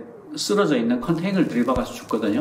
그런 사건이 생겼는데 그게 뭐냐면 컨테이너 천장이 하얀 색깔이었어요. 컨테이너가 옆으로 이렇게 넘어져 있는데 그게 정면에 하얀 색깔의 컨테이너 지붕만 있는 거죠. 근데 이 오토파일럿은 이런 경우를 학습한 적이 없는 거예요. 그래서 그냥 가서 박아버려요. 속도를 하나도 늦추지 않고 가서 박아버리는. 그러니까 강화학습만으로 오토파일럿을 100% 구현할 수 있느냐라는 질문에 대해서 저는 굉장히 회의적입니다. 그리고 실제로 그 결과가 일론 머스크가 7번, 8번 거짓말을 하게 만들었다. 그리고 지금도 오토파일럿 나온다라고 발표했죠. 그리고 곧 보여줄 거다라고 얘기하고 있지만 저는 그게 불안전할 거다. 핸들 없이는 택도 없을 거다라고 거의 확신을 갖고 말할 수 있습니다. 그러니까 자율주행 기술이 주행 보조 기술로는 굉장히 유용하겠지만 일론 머스크가 말한 것처럼 완전 자율주행으로 가기에는 굉장히 많은 허들이 있을 거다. 그리고 또 하나는 테슬라 일론 머스크 같은 경우는 차가 혼자서 다 하는 걸로 만들고 있잖아요. 그런데 굳이 그럴 이유가 있는가라는 걸 생각해 봐야 됩니다. 가령 예를 들어서 그 표지판 같은 것을 카메라를 가지고 다 읽게 하죠. 그런데 자세히 생각해 보면 이게 굳이 그럴 이유가 없는 일입니다. 왜냐하면